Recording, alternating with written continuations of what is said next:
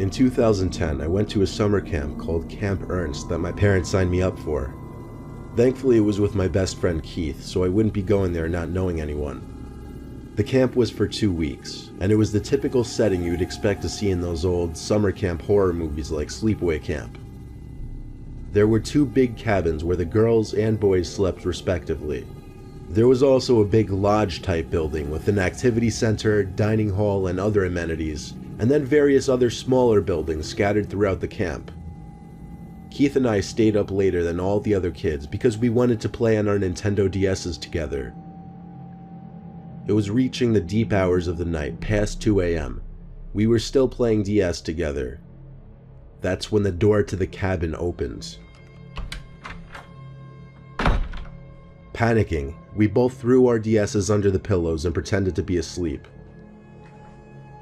Footsteps moved around the room, from Keith's bed over to my bed. Then the footsteps stopped at my bed, and for a short moment, I felt the ever so soft feeling of someone breathing down my neck. Then the footsteps moved away from my bed and back to the door, before the door shut. I looked over to Keith and said, "That was scary. Especially since whoever that was breathing down my neck." We went back to playing on our DS's. That's when I got a text message on my phone, which read, "Why are you two still up?" Those of us who had cell phones were given a list of phone numbers of the camp counselors who we should call if something were to happen. But that number didn't belong to any of the counselors. Not that I knew of, at least. I texted back saying, "Who is this?" They never responded, though. I told Keith, who didn't have a cell phone, and he was just as freaked out as I was. Obviously, it had to be a counselor. Or so we thought. So we went back to playing on our DS's with the screen brightness all the way down. We both heard the back door to the cabin open. We looked at each other and once again threw our DS's under the pillows. There were no more footsteps, though. Suddenly my phone vibrated. It was another text message from the same number. It said, "It's Counselor Tony. Come outside to the back of the cabin. I have something to say to you." I told Keith, and he said it sounded way too suspicious. Then we both wondered if whoever this Tony person was the one who just opened the back door. I got off the bed and took a few steps to the center of the room, where I could get a view down the hall to the back door. There was no one in sight, so I walked down the hall a little bit. Keith didn't approve. When I got closer to the back screen door of the cabin, I realized there was a little section of wall that caved in, and in that little opening, there was someone hiding. I got a little closer and realized it was not a camp counselor, but some really old, creepy-looking man who was about the same height as me. I ran back to my bed screaming help, waking everybody up. It was at that moment that I heard the back door slam shut. A camp counselor came rushing inside through the front door, and I told everybody what just happened. The counselors went around the whole campsite, searching the perimeter for anyone matching the description I gave. It was a big place surrounded by forest, though. It would be impossible to find someone. What still doesn't make sense to me is how that man got my phone number. My best guess would be he somehow found a list of phone numbers that the counselors had made, but how did he know who I was? I still dream about this experience every now and then.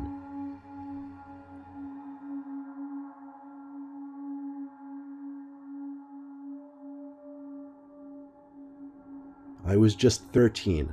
It was my first and last year at a teenager summer camp, which was basically a traditional summer camp for teens aged 13 to 16. The place had some history, though. An old woman who worked on the grounds died from reasons not disclosed to the public. The old woman was one of the former cafeteria workers, Miss Graham. Well, I'll keep this short. It was one of those nights that my brain just hated me and was basically telling me, "You're not getting any sleep tonight." I was rolling from side to side in an uncomfortable cot as everyone else was fast asleep. The full moon made for a bright night. Beams of light literally poured into the room from every window. I was so far from tired that I just felt defeated. I sat up and rubbed my eyes. and when I opened them again, I noticed the light from the window straight across from me was blocked by something. I gasped when I saw what was blocking the light. It was a person's head. It looked like an older woman with a red cap on. What the hell is this lady doing? I thought to myself. It didn't really hit me hard until I realized the woman was looking right at me, like her eyes were locked onto mine.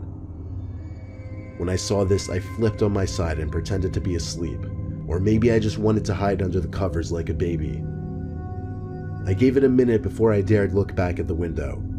She was gone. I breathed a sigh of relief. The room seemed darker now, though. Something wasn't right. I looked up to the window right above my cot, and 3 feet away from me, at most, there was the same older woman in a red cap, looking straight down at me. Once again, I covered myself with the blankets and cowered in fear. I don't know how long I stayed like that before I actually fell asleep, because the next thing I remember is going to one of the adults running the camp and telling them about the woman with the red cap. He looked at the 2 women who were also in his office, and they looked back at him with disturbed faces. One of the women said, "That's so creepy, that sounds exactly like Miss Graham." As she said that, my heart skipped a beat. To this day, I don't know if what I saw at that window was a real person, if it was in my head, or if by some off chance, maybe it was Miss Graham out there.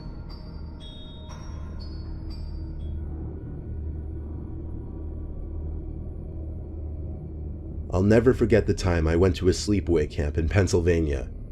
I was a little kid at the time, and I was very shy. Meeting all the other kids at the orientation on the first day was a scary experience for me. I'd rather be home playing Super Nintendo or something.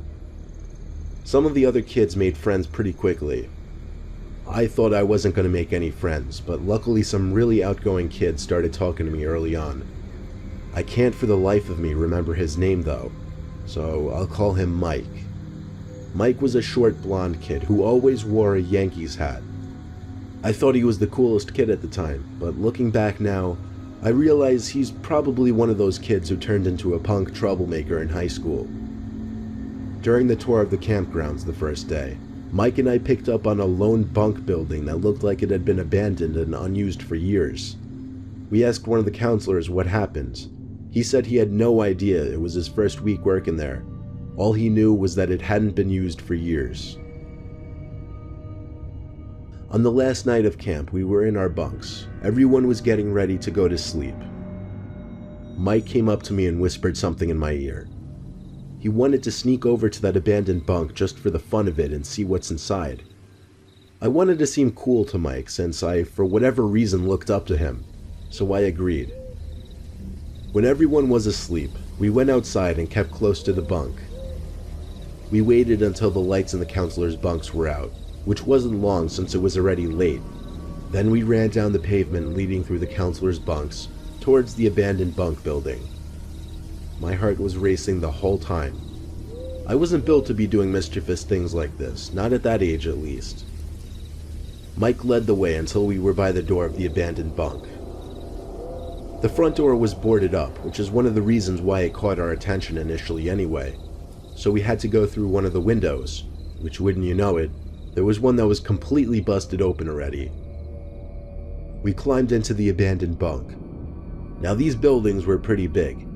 They weren't little shacks like you might be picturing. Each bunk had room for at least 10 campers. This one was no exception. Mike and I stood in the dark bunk.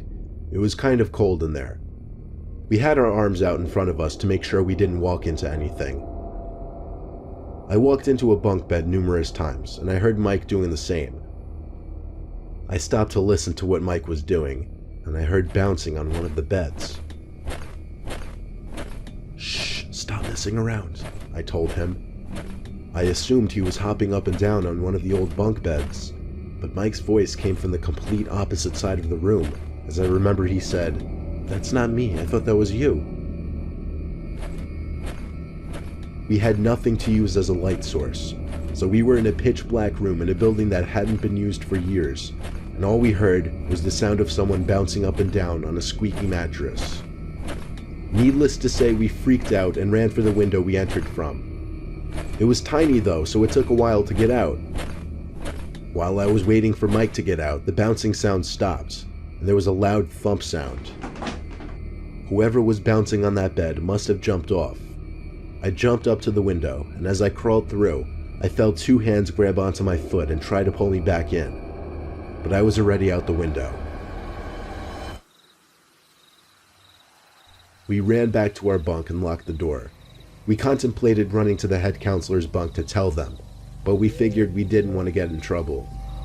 Yes, looking back, that was a stupid decision, but we got through the night okay and went home the next day, living to tell the story another day.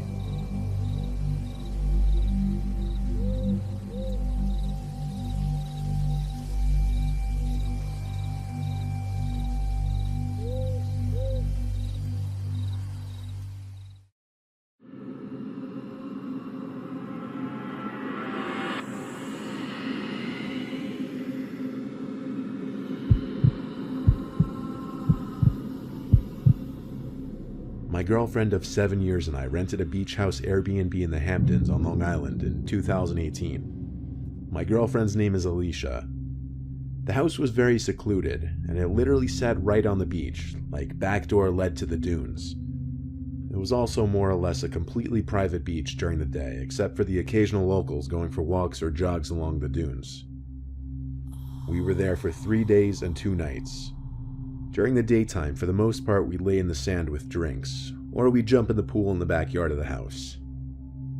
The first night, we went to some local bars to drink a little bit, then went back to the house to relax and watch a movie.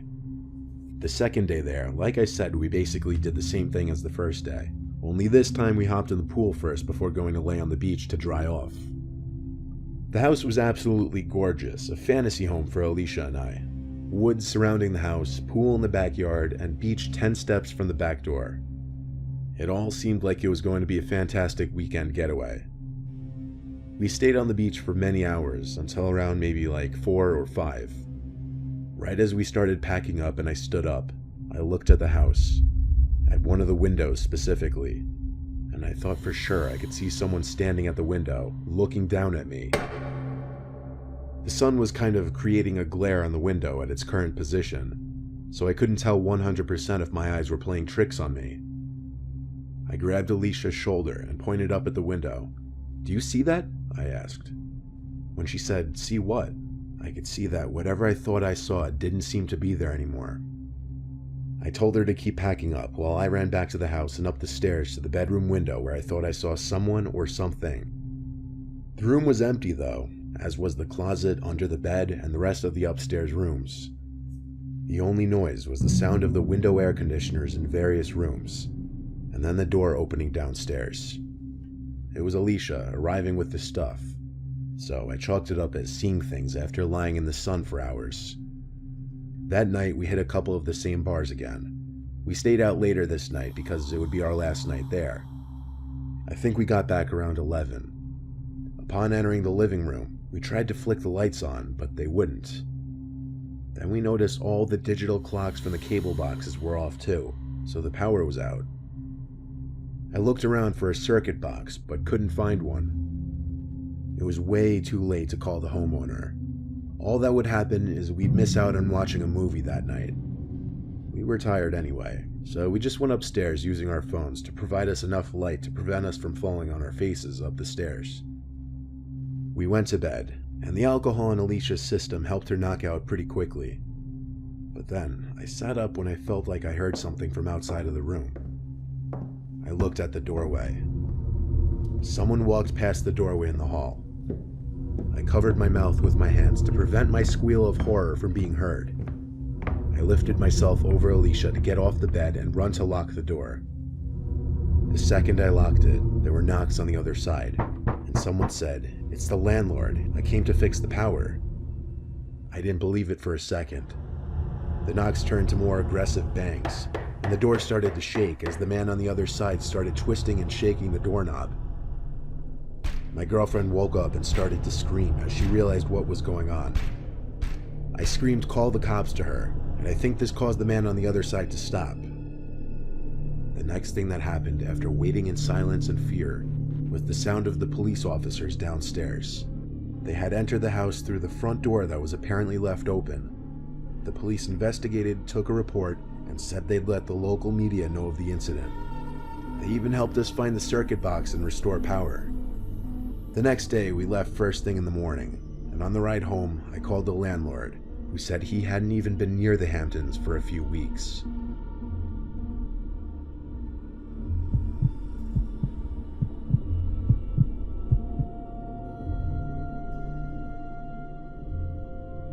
The story I'm going to be telling you took place around 4 years ago as of today. I haven't told many people about this story because it's something I try to forget. Here's my story. It was a Monday evening, 4th of July. I just finished sophomore year in high school. I was invited to a few 4th of July parties. My parents grounded me a few days prior, so I couldn't go to any of them. However, I live in a neighborhood that's very connected, so my neighbors had a party outside in the cul-de-sac. My parents forced me to come outside for it. I'm not extremely awkward or anything, but I hate talking to older adults because I never know what to talk about. Luckily, I had a friend named Eli who lived in the same area, so I called him up and we hung out at the party. After a few minutes at the party, we got extremely bored. It just wasn't fun for us because there was no one our age in the area. We talked a little bit. Then Eli asked, "Doesn't Savannah live like down this street? We should go door ditch her." I agreed to Eli's suggestion, and we were on our way down the street. To clarify, Savannah is that extremely popular girl that every guy has a crush on in high school. It was awkward enough that we were neighbors, but her dad was also my dentist. We made our way down the street. The sun began setting quickly. Eli and I made jokes about dumb things we found funny at the time. Being honest, we were both pretty nerdy our sophomore year. I eventually asked Eli if he knew where the house was located because I'd never been to Savannah's house before. After scanning the whole area of houses, Eli began pointing to my west. He was pointing at a big house that was pretty complex. We lived in a mediocre area in Michigan. Houses like this one were rare here. Anyway, we sneakily approached the house. It was only to our surprise that no one was home. No cars in the driveway, the lights were off, nothing. We both began observing the house. We agreed that she probably went on a trip with her family. I suggested that we come back next week and do the door ditch. Eli didn't listen though. He kept staring at the house. He approached the front door. "Eli, let's go," I yelled. He told me to be quiet as he opened the front door. His face lit up. They left the door unlocked. Eli suggested that we explore the house and that it would be quick. Being the curious teens we were, we entered the house. It was dark and extremely cold. We both split up, exploring the enormous house. I went into every room of the house and began to feel extremely guilty because that was considered breaking into someone's house. Also, we were invading the family's privacy. After a few minutes of contemplation, Eli began screaming. I walked over to the screams and found Eli. He was leaving what I believe was Savannah's room. "Why are you screaming?" I asked. He began walking me to the nearest bathroom. He locked the door and started whispering, "There was someone watching me in the closet." I tried reassuring him the person was probably a family member who thought we were breaking into the place. He immediately responded, "Why would he be hiding in a girl's room then?" From what I saw, the room's walls were entirely white, the bed covers were white, and it just overall gave off a girl's room vibe. I became suspicious myself. That was when we began to hear footsteps approach the bathroom door.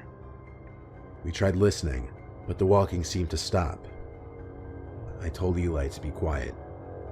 Someone started mumbling something outside the door.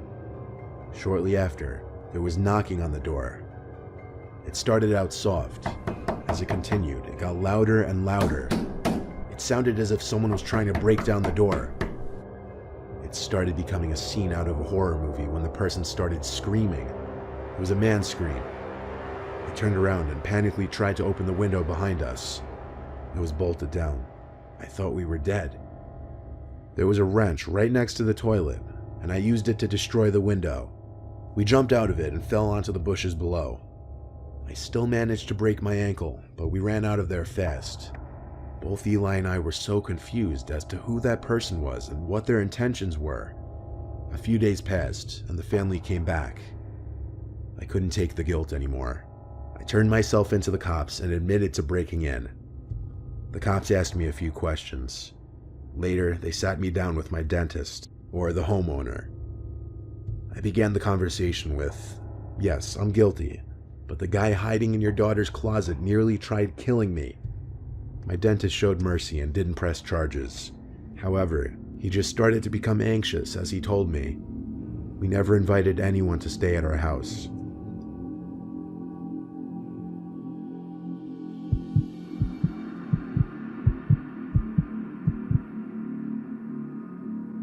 I used to work at this small sleepaway camp as a counselor. It was my first job when I was 17. It was the most fun I could have at any job that age. Plus, it would get me away from my parents' house for a month. I didn't exactly come from an enviable background. So at this camp, there were 5 buildings. The boys' dorms, the girls' dorms, the counselors' dorms, the main hall, which we called the shack, and a small bathroom building. In the shack was the cafeteria, main office, and nurses' quarters, where any kids who suffered any kind of injuries would be brought. Kids' curfews would be 9 o'clock. Curfews only meaning they weren't allowed out of the dorm buildings past that time. I made good friends with this guy named Johnny. He was 3 years older than me, but we got along. It was a Friday night. I remember because I knew it was the start of the weekend. So for fun, Johnny and I went to hang out with these 2 girl counselors, who I'll leave their names out for privacy since I haven't seen them in many years. The 4 of us went out to the woods to smoke. One of the girls were mid-sentence when all we heard was a crunch of leaves in the vicinity. Surely a footstep. All of our heads turned the same way and at the same time. We all heard it. Then, a few seconds later, there was a blinding flash. We didn't understand at first. Unnerved, all of us cut the smoke sesh short and exited the woods at an extremely quick pace. Being back on the campgrounds felt a lot safer immediately, but we became paranoid that we were being watched by one of the camp supervisors, and that the flash was a picture being taken. We would surely get fired if we were caught smoking weed. So in a paranoid panic, we all rushed to our respective dorm buildings. The thing about me when I smoke weed though, I get extremely paranoid and overthink everything. So as I sit in my bed, it ate away at me, wondering if it was indeed a camera flash, and who took that picture. I couldn't take it anymore. I had to go to the shack and see if any of the supervisors were still working and come clean. Every counselor had a key to the building, so I unlocked the door that led to the cafeteria section, and the door slammed behind me, echoing into the dark, empty building. The only light was coming from that hallway, which I would take to get to the main office, hoping there would be someone still working. You may think I was crazy to be doing this, but I'm not exaggerating when I say I get paranoid, and I really couldn't afford to lose this job over something that wasn't even my idea. However, I would feel out whichever supervisor was on duty and see if they had actually seen what we were doing. As I walked down the hall towards the office, though, I realized quickly that the office light was off. No one was in the building. Just then, I heard the familiar sound of the cafeteria exit door that I had just went through slamming again. Was I seen entering the building? Was I being followed? I hid behind the intersecting hallway wall, peeking my head around, waiting to see who would be walking into the hallway. No one ever did, though. But it took me longer than it should have to notice something peering around the doorway to the cafeteria. It was a person's head. They were doing exactly what I was doing, peering in my direction. When I realized this, I didn't care about being quiet anymore. I ran as fast as I could to the nearest exit, feet stomping on the wood flooring. I ran to the counselor dorm, where only 3 counselors were still chilling in the common area, one of them being Johnny. I told him and only him about what I just witnessed. I didn't know what to think other than I was being followed. I think Johnny could tell I was being a little extra paranoid because I was high, so he told me to just go to my room and lock the door. He made sure to lock the main entrance to the building because I think I scared him too. That night I lay awake for a while, thinking, nervous. So many unanswered questions from one night. The beds in every counselor's room lay right next to a window without blinds, so moonlight would pour in on clear nights, but not on this cloudy night. It was just pure darkness. Until, however, many hours after laying down, a flash filled my room. Lightning? No. There was no thunder, not even rain. I looked at the window, and all I saw was someone's silhouette out there. When they noticed me noticed them, I saw their hand making a waving motion at me. That was the last straw. I left my room screaming for Johnny.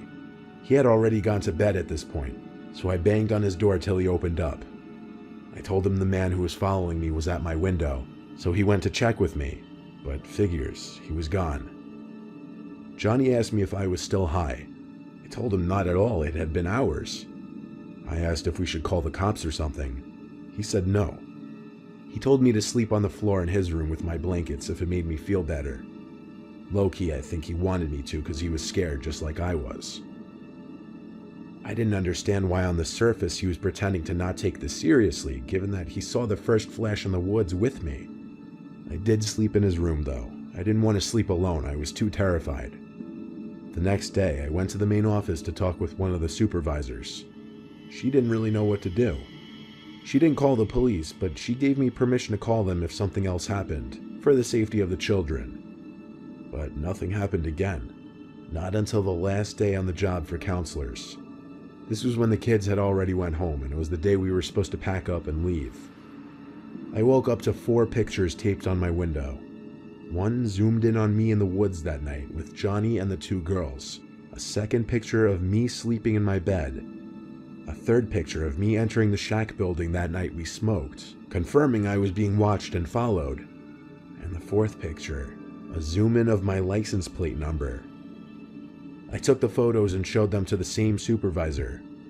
She kept them for evidence after writing down my whole story, including the smoking weed part. This was many years ago now, and nothing ever happened again, but I was scared to death that the picture of my license plate was some kind of threat, that whoever it was would track me. I still don't know who took those pictures.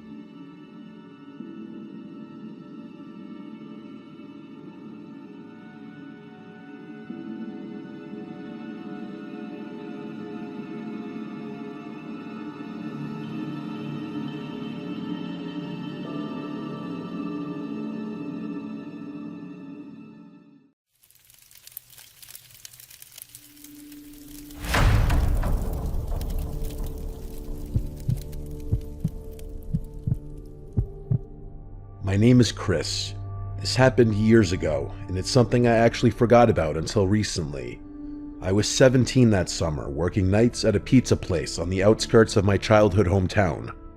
I wasn't thrilled with it, but with no money and 2 parents who would have killed me for being unemployed, I couldn't complain. It was one of those jobs you take because nothing else is hiring. Slow shifts, sticky uniforms, and a beat-up delivery car that barely made it up hills. At least I didn't have to drive my own car. That would have sucked. Oh yeah, not that this is super relevant, but I do want to mention that the pizza was god-awful, like genuinely terrible. I couldn't understand, actually I still don't understand, why anyone in their right mind would order from that spot.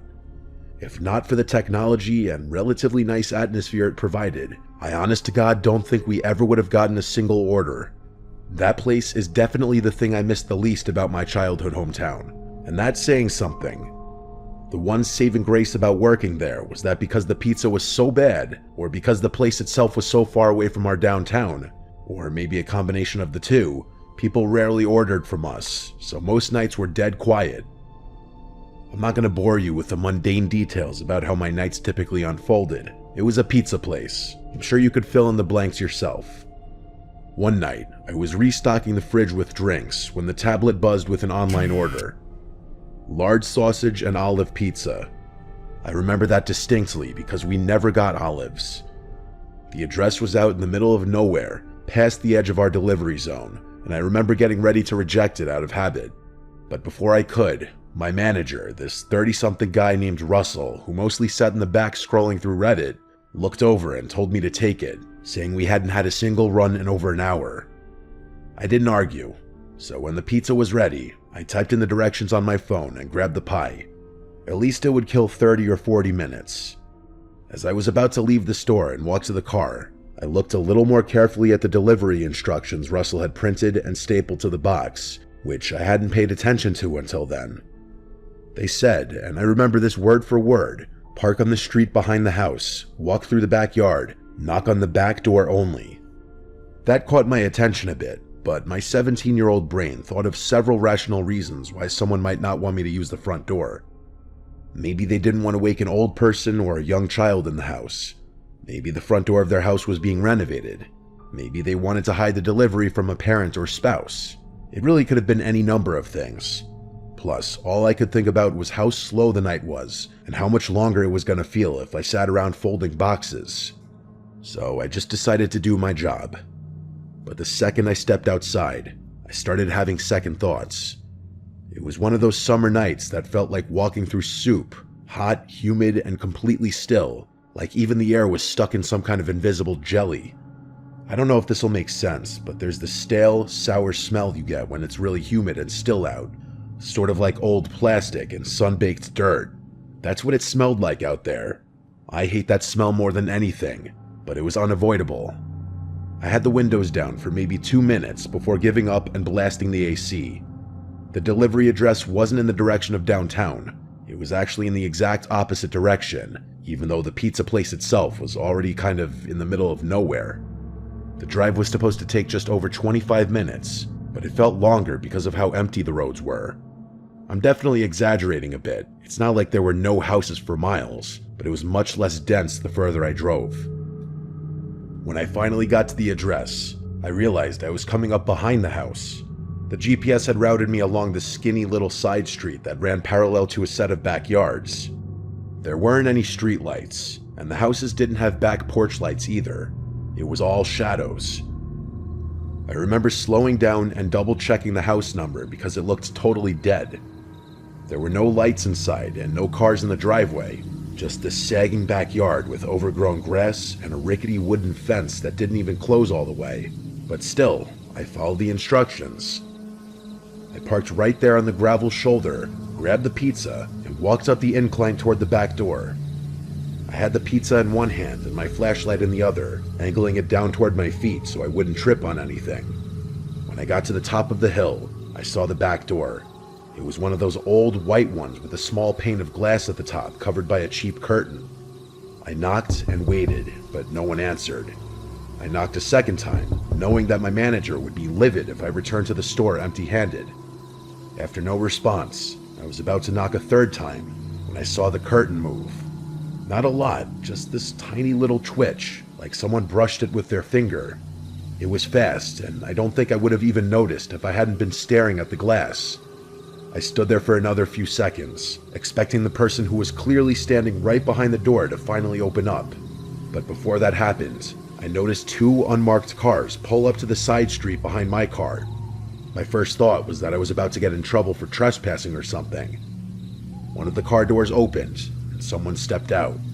Even from the house, I could make out that it was a man in the light of the other car's headlights. The guy motioned for me to walk over to him, which is what I did, assuming that he had ordered the pizza and that I had beaten him home from work or something. But as I got closer, I realized he was flashing me something in his hand. It was a badge.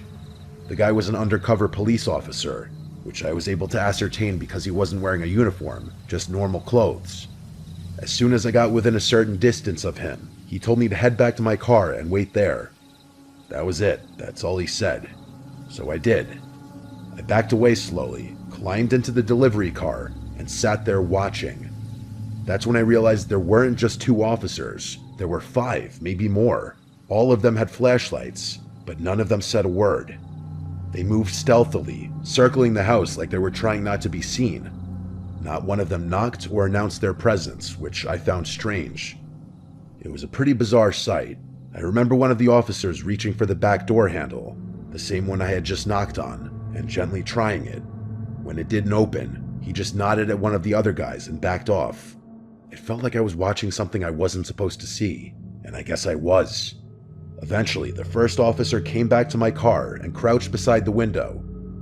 I rolled it down, and he looked over the pizza box on the passenger seat and let out this short sigh.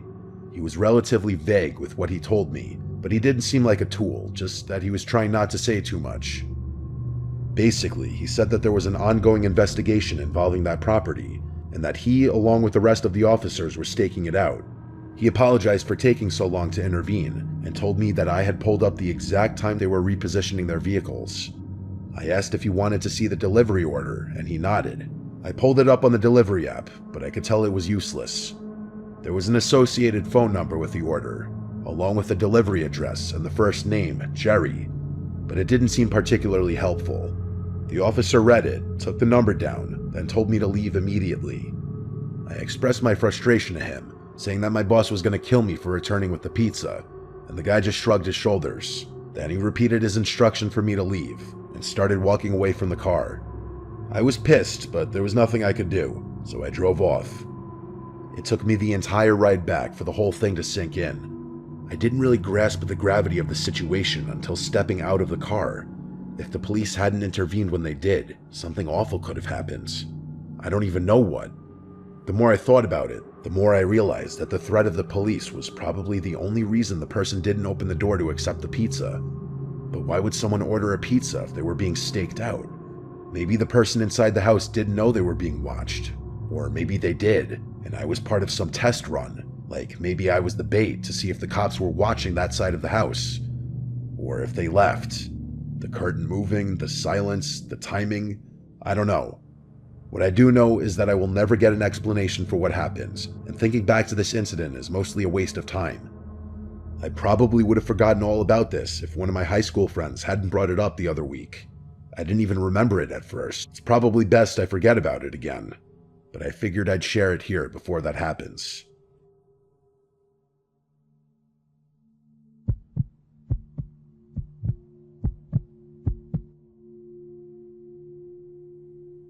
This happened just last year. I'm 40 now, married with 2 boys, ages 7 and 5. I work in insurance, which sounds boring because it is, but we're stable, and that's all I care about at this point in life. A couple years ago, my dad passed away after a long bout with cancer. He left behind a beach house down in Delaware that I had never been to before because he used to rent it out year-round. It's nothing flashy or big, but it's in a fantastic spot, just 1 block off the boardwalk. My favorite part about it by far is the upstairs back deck that provides a really nice view of the ocean. We started going there every summer after he passed, using it as our escape. A week here, weekend there, it became our little family tradition. As much as my wife and I love spending time there, the boys love it even more. They'll spend hours on end playing on the beach, riding bikes, and exploring the town. It feels like a gift, something my dad left behind for us to enjoy. This story takes place during one of those weeks last summer. We'd gone down in mid-July, a Sunday through Friday kind of thing, when the crowds would thin out midweek and the beach was a little quieter. I remember the night clearly. It was a Wednesday. The boys had knocked out around 9:30 after a long day in the sun, and my wife and I were sitting on the back deck playing cards and sipping wine. That's when our older son, Jordan, came outside. He had this uneasy look on his face. He told me he kept hearing a scratching noise in his room, and it was keeping him awake. I glanced at my wife, then set my glass down and stood up, telling him I'd go check it out. I told my wife to hang tight. I figured it was probably just generic house sounds. It is a pretty old house after all. The boys don't share a room, so I figured there was no need to wake our younger one. I followed Jordan downstairs to his room, and he pointed to the wall near his bed and motioned for me to be quiet. We both stood there for a while, and I didn't hear anything at first, but I didn't want him to think I didn't believe him, so I stood there a little while longer. After maybe 20 seconds, I finally heard it. Faint at first, but definitely there. A soft scratching sound, just like he had described. I crouched down and pressed my ear to the wall. It didn't sound like an animal up in the rafters or anything. It sounded like it was coming from inside the wall, lower down and closer to the baseboards. That's when I heard it. Breathing. Not an animal, definitely not. It was deep, slow, human breathing. I flinched back and let out a sharp "Jesus Christ," without even meaning to. And then, I'm not kidding about this, I heard the most guttural and angry scream I've ever heard ring out from somewhere inside the wall. It caught me so off guard that I yelled out again, a feeling of existential dread hitting me right in the face. I grabbed Jordan by the arm and yanked him out of the room. We ran down the hall to get my younger son, Scott, who was still sound asleep. I didn't even give him a chance to open his eyes. I just scooped him up in my arms and ran. I needed to get back upstairs to the deck where my wife was. That was the only other thing on my mind at that point. As we reached the base of the stairs, I yelled for her, and then I heard another scream come from somewhere behind me, only much closer this time. I turned around and saw a man, covered in filth, charging down the hallway straight at us. I nearly tripped trying to get up the stairs with both my sons, but we made it upstairs and onto the deck just in time. Not 2 seconds after I slammed the sliding door shut, the guy hit the glass full force. I genuinely thought it would shatter. He started clawing at the door like an animal, shrieking and pounding, all the while yelling things I can't bring myself to repeat. I threw my body against the door and yelled at my wife to grab the kids and call the police. She grabbed them and covered their ears, pulling them back from the scene. I kept my eyes on his, trying to block the view of him from my family. He was wild, completely unhinged. His hands smeared something. Dirt, blood, I don't even know. He smeared it across the glass as he banged and tried to force the door open. I don't know how long I held it shut. A minute, 5, it felt like forever. He seemingly had unlimited energy, because it took all my strength to keep that door shut, and he didn't let up once. All I could think about was protecting my family. I was fully prepared to fight the guy if the glass broke, but before that happened, the police finally showed up. They must have come around the side, because within seconds, I saw 2 officers inside the house running at the guy who was still banging on the door. One of the officers tackled him from behind, and the other one helped restrain him. The rest of the night was a blur. After getting that guy out of my house and in the back of a police car, the officers asked me for my version of things, which I told them. Together, the 3 of us inspected the house to try and assess how that man had been inside the walls and how he had gotten out so quickly. Turns out, the house has a crawl space I didn't know about. There's an entrance underneath the back porch that you wouldn't know was there unless you were looking. From there, it leads into a standing crawl space that runs alongside the foundation and has a second access point through a loose panel in Jordan's closet. I had no idea it was there. I'd never done a full inspection of the house when I'd inherited it. Hell, I didn't even bother refinishing it. A few days later, I got more information from a detective who called to follow up. He told me the perpetrator admitted that he'd been staying in the crawlspace for months, that he had discovered the crawlspace entrance during the off-season, and was planning to harm my family that night for intruding on his, quote, new home. Apparently, the guy had been stealing food from both our house, which we somehow did notice, and our neighbors' trash bins. We didn't go back for the rest of the summer, not out of fear of something else happening, but out of trauma. I didn't want to bring my wife or kids back there for a while, and they didn't object. I hired a crew to seal off the crawl space completely, and once that was done, I was finally able to relax a little. We've been using the house again this summer, and I'm glad to say that things are back to normal, or at least as close to it as we're gonna get.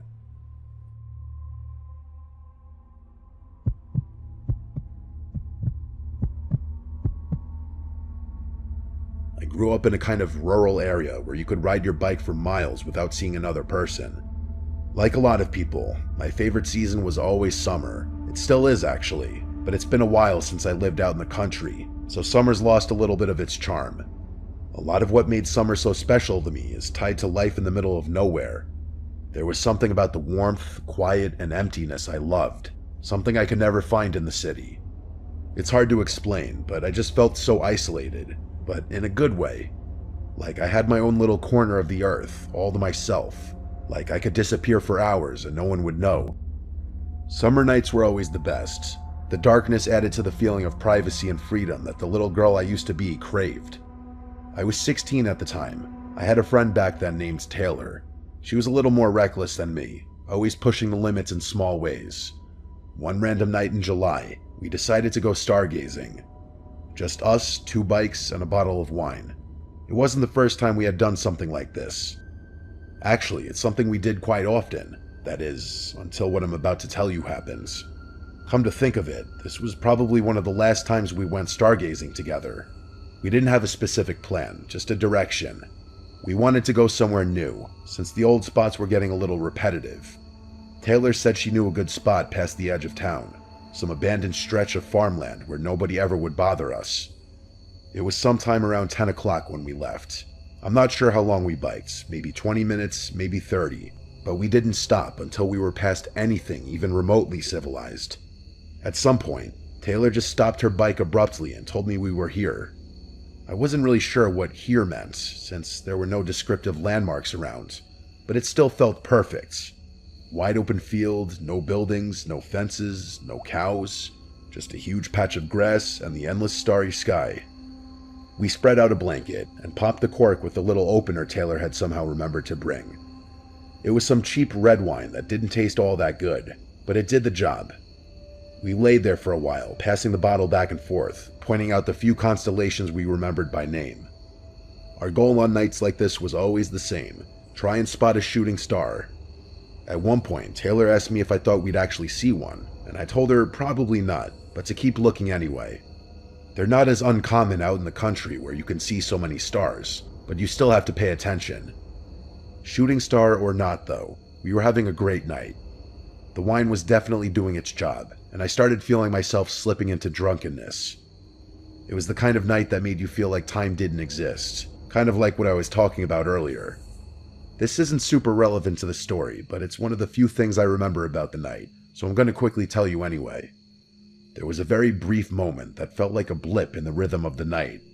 We were leaning back, and Taylor looked at me in this way that made me wonder if she wanted something more than friendship. Growing up, I always had that suspicion about her, but it was never motivated by anything more than curiosity. But that night, it felt a little stronger than I could recall it ever being. I didn't ask, didn't say anything. That kind of thing just wasn't talked about openly where we grew up.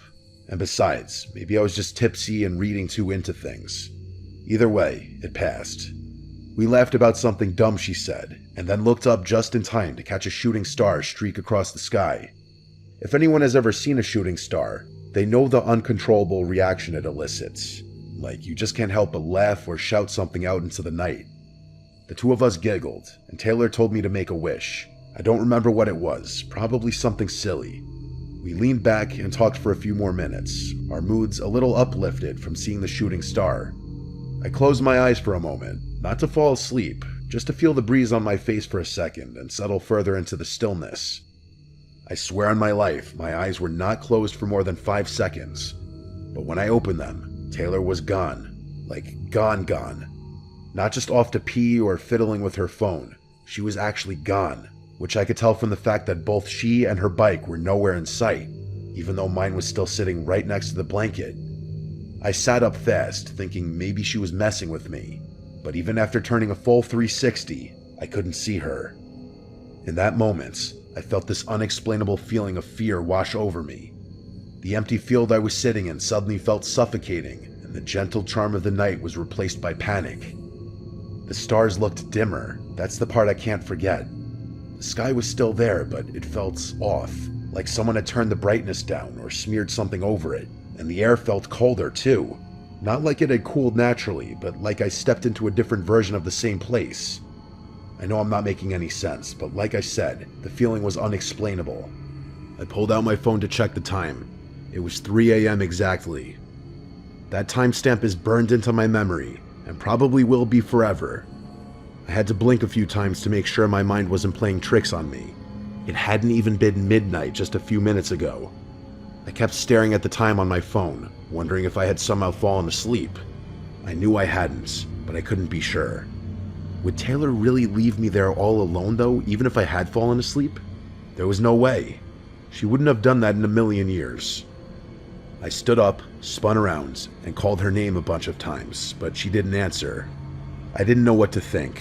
The only logical explanation was that she had ditched me for some reason. Maybe she'd gotten annoyed or wandered off and left me passed out, but I couldn't figure out why. We hadn't argued, and the vibe had been good, really good, honestly. I called her phone a bunch of times too, but those were unanswered as well. After that, I started crying. I mean, can you really blame me? I didn't know what else to do. I grabbed my bike and started pedaling back towards my house, trying not to panic. That ride felt like it took forever. It was probably the scariest I'd ever felt on a bike. I didn't stop until I made it back to my driveway, completely out of breath and still not understanding what had just happened. I went to sleep immediately. The next day, I texted Taylor first thing in the morning, expecting an apology or at least an explanation. But instead, she demanded one from me. She asked me word for word, "Where the hell did you go last night?" I told her what I remembered, how I'd woken up alone at 3 a.m. and assumed she'd left me. But then she hit me with the thing that made me send the story in. She said she was the one who had woken up alone at 3 a.m. and I was the one who was gone. She waited for me for over an hour, then biked home angry and confused, assuming I'd gotten annoyed and left her there. According to her, I just vanished, and I was just as convinced the same thing happened in reverse. We went in circles for a bit, trying to piece it together, but nothing added up. Neither of us had memory gaps beyond that moment. Neither of us had texts or calls or anything that could help reconstruct what actually happened. Even though both of us swore remembering calling each other after waking up, none of those missed calls were in either of our phone logs. Eventually, we dropped it. Or at least, we stopped talking about it. But I think both of us were far more terrified than we wanted to admit. I know I was. For months, I'd find myself lying in bed, looking out my window at the stars and remembering that night. Taylor and I didn't stargaze much after that night. Maybe once or twice. In a sense, things did go back to normal. We continued living our lives, and that was that. But even now, I still have no explanation for anything that happened that night. I wouldn't call myself superstitious or a believer in the paranormal, but everyone I tell this story to immediately attribute it to something unnatural. And maybe they're right, but I really don't like thinking about that. I do consider the possibility that she simply lied to me. Either way, I get a really unsettled feeling, like something happened to us that night that I'll potentially never figure out for as long as I live. I haven't heard from Taylor for years, but I'd bet my life on the fact that she too still wonders from time to time about what happened to us that summer night in the field.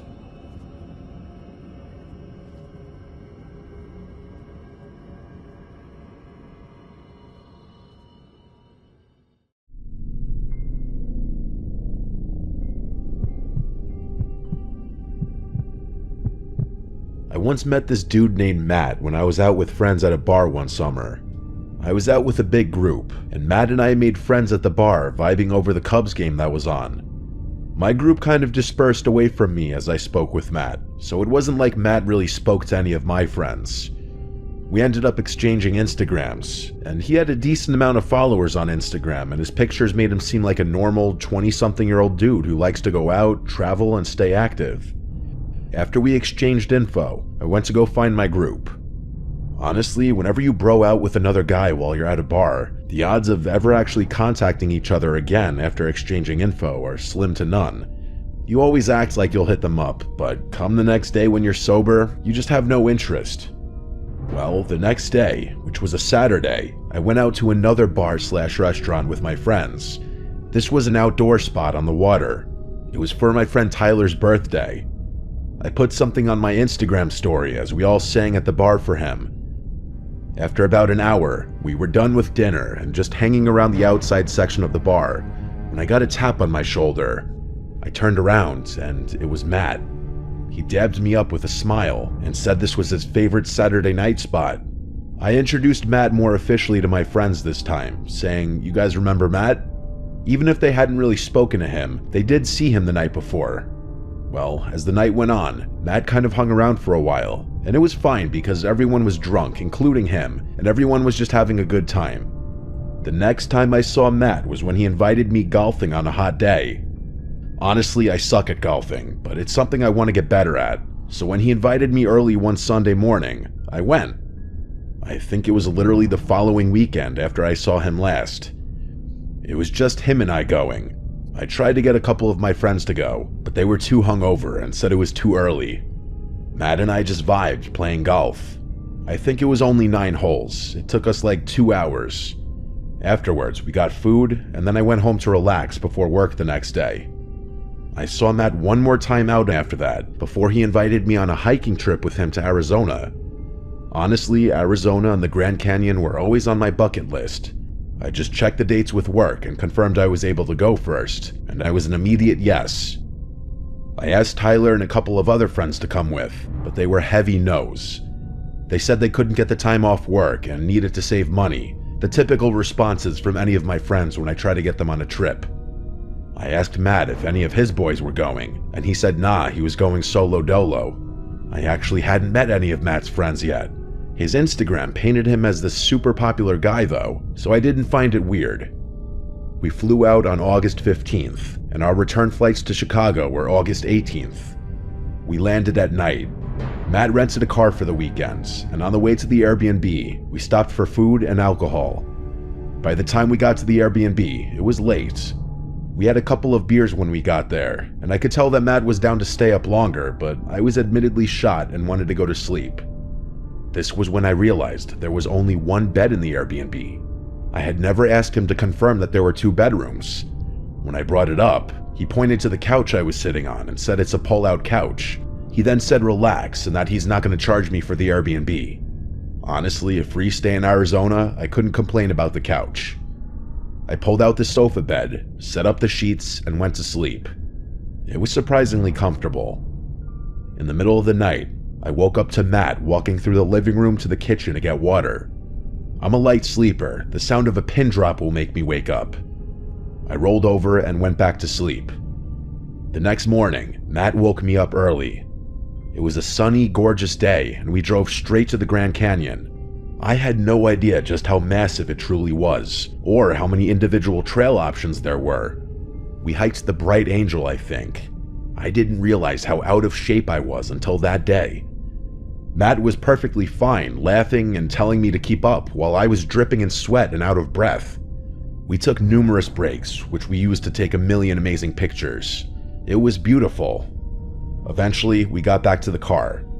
We had been hiking for over 2 to 3 hours, and I needed food. We stopped by a deli on the way back. It was a long drive back to Phoenix, and when we got there, we took a midday nap, and then after that, we explored around Phoenix. And of course, in Matt fashion, we drank at multiple bars. I barely knew the guy, but I could already see he liked his alcohol. Fast forward, we got really drunk. But I think I got drunker, and I'm not sure how, because Matt was downing as many drinks as me. We had to leave the rental on the street and Uber back to the Airbnb. It was late. Time flew by somehow. I don't remember much besides Matt blasting music in the Airbnb for a bit, and my plugging my phone in next to the couch. I guess I just went to sleep after that. That night, I woke up randomly, probably a couple of hours after I fell asleep. My bladder was about to explode, and my mouth was drier than the Grand Canyon. I got off the couch and headed toward the bathroom, but I heard something. A crack in the floor, like a crack from pressure. I scanned around the dark room with my eyes and saw nothing, so I went to the bathroom. While I was in there, midstream, I heard a door clicking shut. It had to be Matt's bedroom door. When I finished peeing, I went to try Matt's door, but it was locked. I knocked on the door, but there was no answer. Whatever, I went back to the couch and fell back asleep pretty easily. The next morning, I woke up at like 8 a.m., head throbbing. The first thing I noticed was my phone. It was in a weird position. I had it charging last night and left it laying on the floor next to the couch bed, but now it was sitting on the table next to the couch and it was unplugged. I was questioning why I might have done this. But ultimately, my answer was simple. I was just super drunk. That day, we obviously didn't do any hiking, otherwise I would have puked. We just Ubered to the car and then did some driving around, exploring different neighborhoods, scenery, and checking out the botanical gardens. I didn't really want to drink that day, but later on, Matt convinced me. And wouldn't you know it, it was another night of getting really drunk. Our flight was at like 1 p.m. the following day, so at least we didn't have to worry about getting up really early. We got back to the Airbnb late again, I'd say between 1 and 2 a.m. this time. Matt insisted on letting me sleep in the bed that night, just because it was fair. Honestly, I didn't argue. I eventually took my bag to his room and then said goodnight and shut the door. I didn't lock it.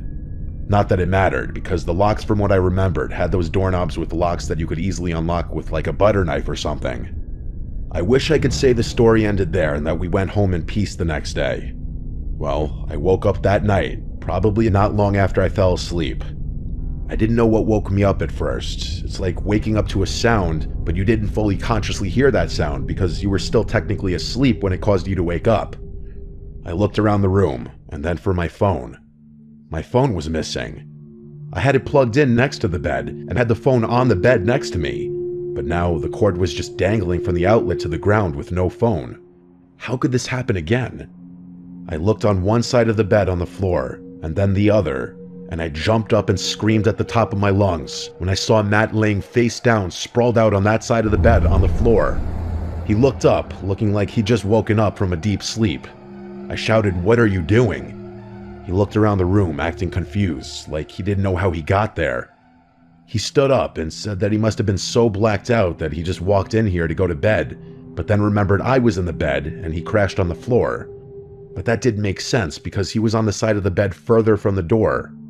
I then accused him of taking my phone, and he played dumb. He said I should check under the bed, maybe it fell.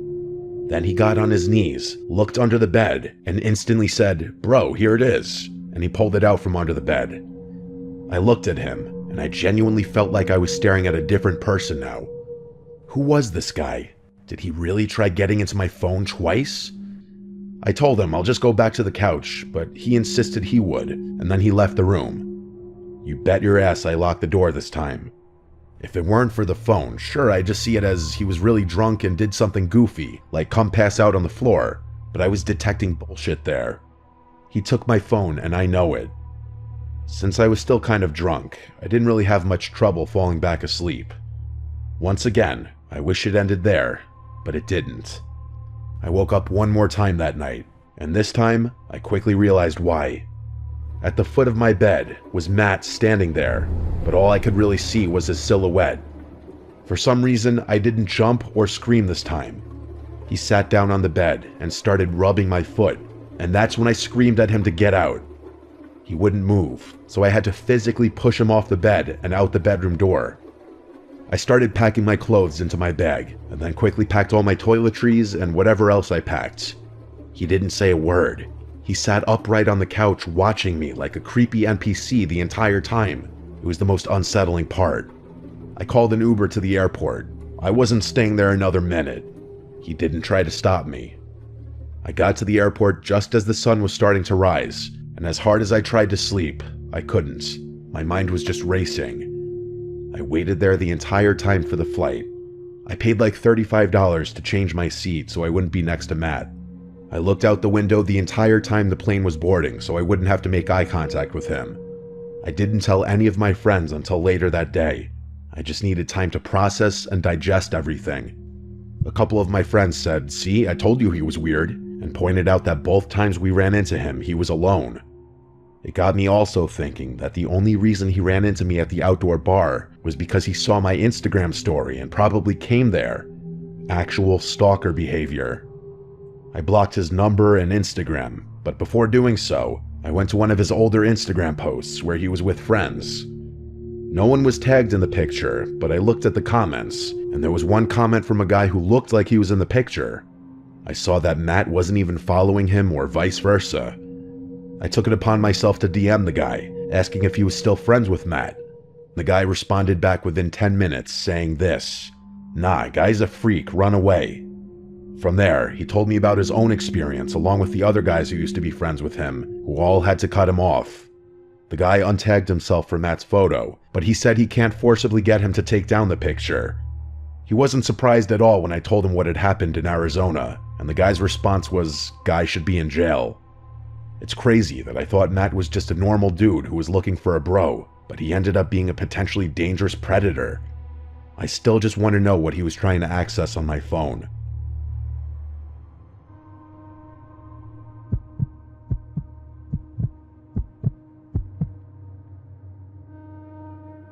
This happened last summer, around mid-July.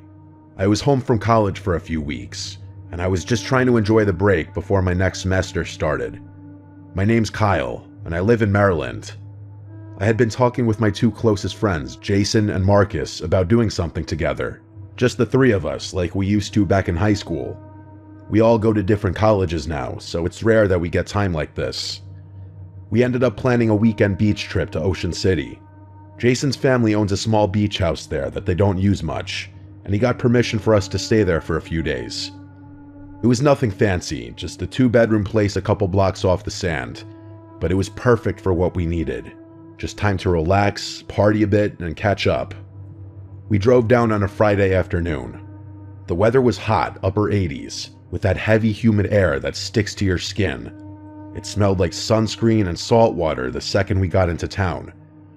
We spent the day walking the boardwalk, messing around in some of the arcades, and people watching.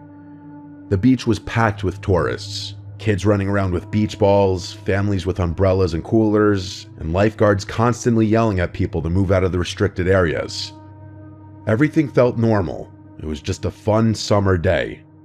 Later, we went back to the house, grilled burgers, had a few drinks, and started playing drinking games. By midnight, we were drunk and bored, and someone, maybe Marcus, suggested we go back to the beach. There's something weirdly appealing about being near the ocean at night. The beach is almost completely empty, the air cools down, and there's just something peaceful about it. We didn't bring much with us, just some hoodies in case we get cold, our phones, and a flashlight Jason grabbed from the kitchen drawer. We didn't plan to swim around or anything, just hang out and maybe walk along the shore. We headed down a side street and onto the wooden boardwalk, then took the steps down to the sand. As expected, it was basically completely deserted. The waves were steady, and the only light came from a few lamps on the boardwalk and the moon behind some clouds. There was barely enough visibility to make out where the water met the shore. We walked along the edge of the surf, occasionally letting the cold water hit our ankles. We joked around, talked about random stuff, and just killed time. After a while, we stopped near one of the lifeguard towers, those wooden ones they take down at night, and we just laid in the sand looking up at the sky. That's when Jason noticed something. He suddenly sat up and said, "Is that someone walking over there?" We all sat up and looked in the direction he was pointing. At first, I didn't see anything. It just looked like a dark blur near the shoreline. But then, yeah, I saw it. A figure. But it was just a silhouette at that point, walking slowly, right along the edge of where the water touched the sand, probably 50 or 60 yards away. We figured it was just another person out late like us, maybe just going for a walk. But then we noticed that their movement was off. They weren't strolling around like someone enjoying the beach. Their walk was stiff, slow, and almost mechanical. Their arms didn't swing naturally, and their posture was strange. Their head was tilted down, but not fully. It looked like they were staring at the sand, or maybe scanning it. We all stopped talking and just quietly watched them. Something about it put me on edge. I remember whispering, "What the hell are they doing?" Marcus suggested that maybe they're just looking for something. Jason joked that it was probably some drunk tourist who dropped their keys. We kinda laughed it off and went back to messing around, but I kept glancing at the person. A few minutes passed, and I noticed they had stopped moving. They weren't walking anymore. They were standing completely still now, and they were definitely closer, maybe 30 yards away. That's when I started feeling uncomfortable. We tried not to stare or shine our light at them, but it was getting hard to ignore. There was just something off about the entire thing. Marcus finally said, "They've been standing there for like 5 minutes. Who just stands like that?" Then Jason said something that made my stomach drop. He said, "He's not just standing, he's looking at you, Kyle." I didn't know if he was joking or not. I kinda laughed nervously and said, "Nah, he's looking at the sand." But Jason shook his head and said, "No, look closer. His head's tilted at you." That's when Jason pointed the flashlight at him.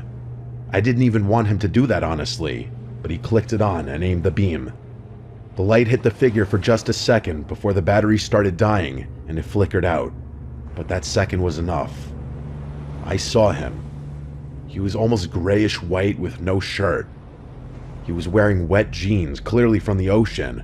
His arms hung completely limp at his sides. His head was tilted at a weird angle. Not broken, but unnatural. And his eyes were wide open, almost bulging. The second that beam of light hit him, he moved, fast. Without any hesitation, he broke into a full sprint straight at us. I can't even describe how unnatural it looked. There was no buildup. He went from standing completely still to running at full speed, almost like he launched forward. All three of us screamed and bolted. We didn't even look back, we just ran. I could hear Marcus behind me, yelling "Go!" as our feet pounded into the sand. My lungs were burning. We ran all the way back to the steps leading up to the boardwalk and didn't stop until we got to the street. Only then did we turn around. But he wasn't there. The beach was empty. There were no footprints behind us, just the sound of waves. We stood there frozen, trying to make sense of it. We didn't talk much on the walk back to the house. When we got inside, we locked all the doors and windows, pulled the blinds shut, and stayed up until the sun came up. None of us could sleep.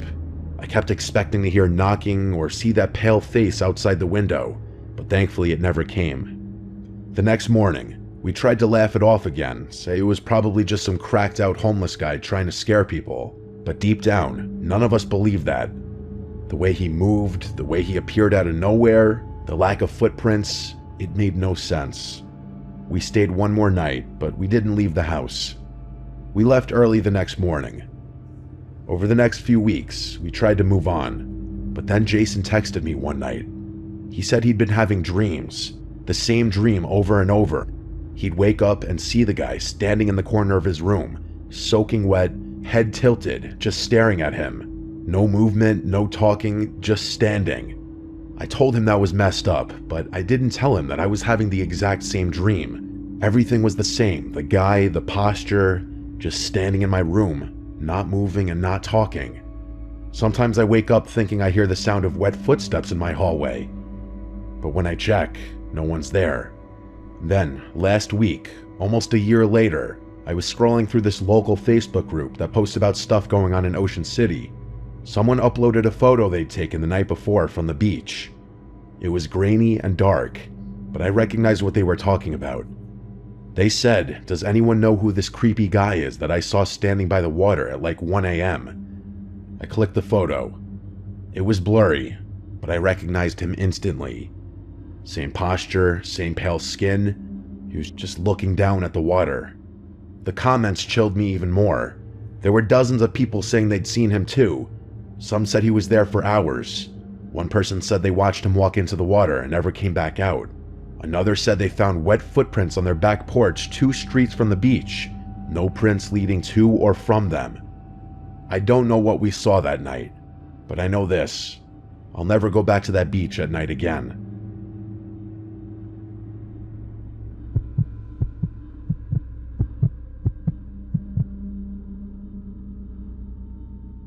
I grew up in Massachusetts, and every summer since I could remember, I would spend the 3 months in a classic coastal New England town. You know the type if you've been in that area of the country.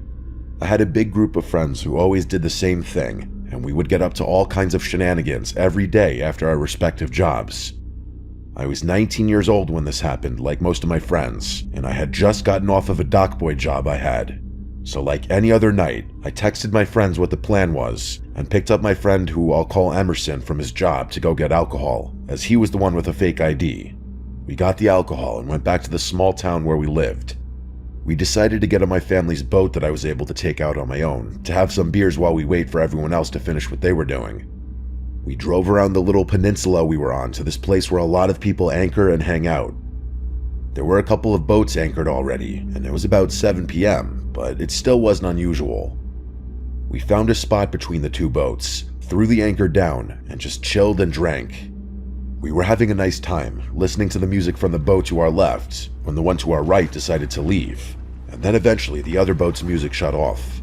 We thought they were going to leave as well, so Emerson and I, in our new drunken state, began to groan and yell to turn the music back on to keep the party going, and a bunch of other stupid stuff like that, but it didn't happen. We were sitting on the bow and started to drink again, before Emerson said, "Dude, look." I turned around to look at the boat and saw 3 people standing on the edge, just looking at us. My first reaction was to laugh because I was drunk, and then I turned back around, but Emerson kept staring at them. Now, admittedly, I don't have a great sense of danger. I tend to be optimistic and lighthearted about most things, but Emerson was obviously uncomfortable. I told him not to worry about it. They were probably just trying to get a better look or something, but he kept looking with an uncomfortable look on his face, which I didn't get at the time. At this point, it's pretty dark, nothing illuminating the area but the lights from their boat, and therefore you couldn't really see who it was, just the silhouettes of these people. After a couple of minutes of trying to get Emerson to snap out of it, I turned back around and saw they were in the same position staring at us. I thought it was a joke, so I got the megaphone from the compartment over the steering wheel and said, "20 to watch, fellas," which pissed Emerson off because he sensed something wasn't right. I was putting it back when I heard one of them laugh, audibly a man, but something was off about it. It sounded almost sinister. It was slow and low, and it was kind of raspy. It was at that point that I started to feel uncomfortable. Emerson got up and said, "Let's get the hell out of here, bro, this ain't right," but I responded that it was fine. Right after that, we heard 2 splashes in the water from their direction and saw that only one silhouette remained on the boat. That made Emerson immediately start pulling the anchor up as I was laughing at the situation and at him, which looking back now was unbelievably stupid. He tried telling me to turn the engine on while I was laughing my ass off watching him pull the anchor up as I was trying to drink my beer. In fact, I was laughing so much that I didn't notice the sound of the 2 people swimming near our boat. Emerson paused and looked at me with the anchor in his hands, which made me pause too. We couldn't see into the water, as it was dark and the lights were off with the boat.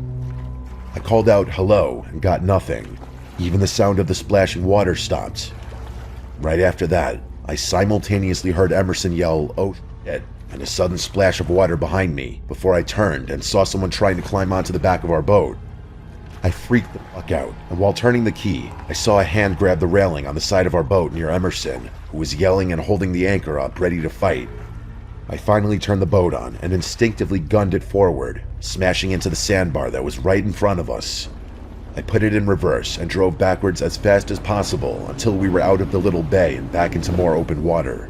I threw it back in neutral, and Emerson and I just looked at each other before he started giving me the "I told you so's" and "you're a dumbass." I fully agreed and said we should go back, at which he agreed.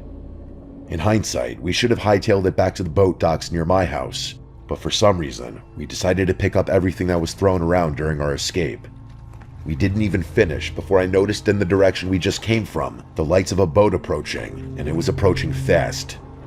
I said no fucking way and jumped back to the steering wheel and pushed full throttle. Our boat is old, so it doesn't go super fast, and even though I was full speed ahead, they were gaining on us. Emerson started to lose it, saying things like, "Who are these guys? What do they want? Why can't they just let us chill on the water?" So I told him to chill out and focused on going straight to the docks.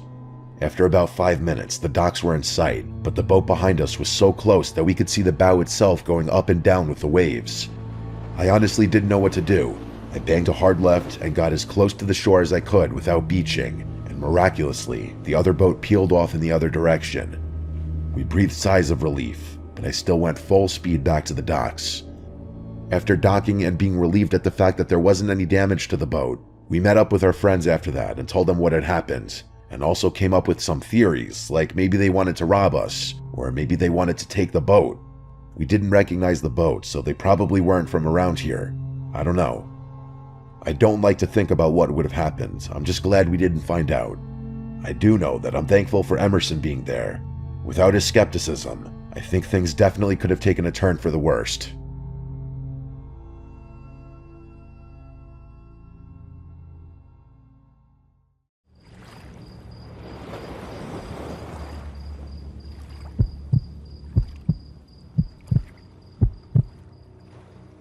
Summer is the greatest season by a long shot.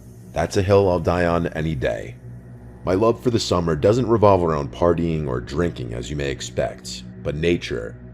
Warmer weather and the outdoors are inseparable in my opinion, and I guarantee you that when the heat rolls through, I spend more hours outside than inside. It was a warm night in mid-June a few summers ago when this happened.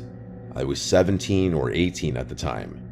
For context, there's a massive nature preserve near my house. When I say massive, I mean it. It's close to 1,000 acres in size. To this day, there are still parts of it that I'm positive I haven't explored. 2 of my friends and I agreed to spend a night camping in those woods. Technically, camping there was strictly forbidden and borderline illegal, but we figured that there was no chance someone would catch us in this dense forest. We'd just have to trek as deeply as possible. Chuck was the camping fanatic of the group. I'm telling you, this kid loved cosplaying as a Boy Scout and probably knew close to 100 different knots. Our other friend Jackson always supplied the drinks. If we were sober, he was unhappy. That's just how things went when Jackson was involved. I remember the feeling of the gentle summer breeze blowing through my hair as the three of us packed up Jackson's car. The weather was ideal, not too cold, not too hot. A few beers later, the three of us found ourselves lugging camping equipment through the woods at like 11:30. I can't lie, I was feeling the alcohol start to hit me as we marched along. Chuck always carried this industrial-grade flashlight with him, so the darkness of the forest wasn't much of an issue. As much as I enjoyed the outdoors though, traversing through thick woods at this hour was a bit creepy, even with Chuck's flashlight on hand. After close to half an hour of straight walking, the three of us found ourselves in a small, flat clearing that was an ideal spot to set up camp. We pitched our tent as per Chuck's instruction and set our chairs up. The fire was the next step.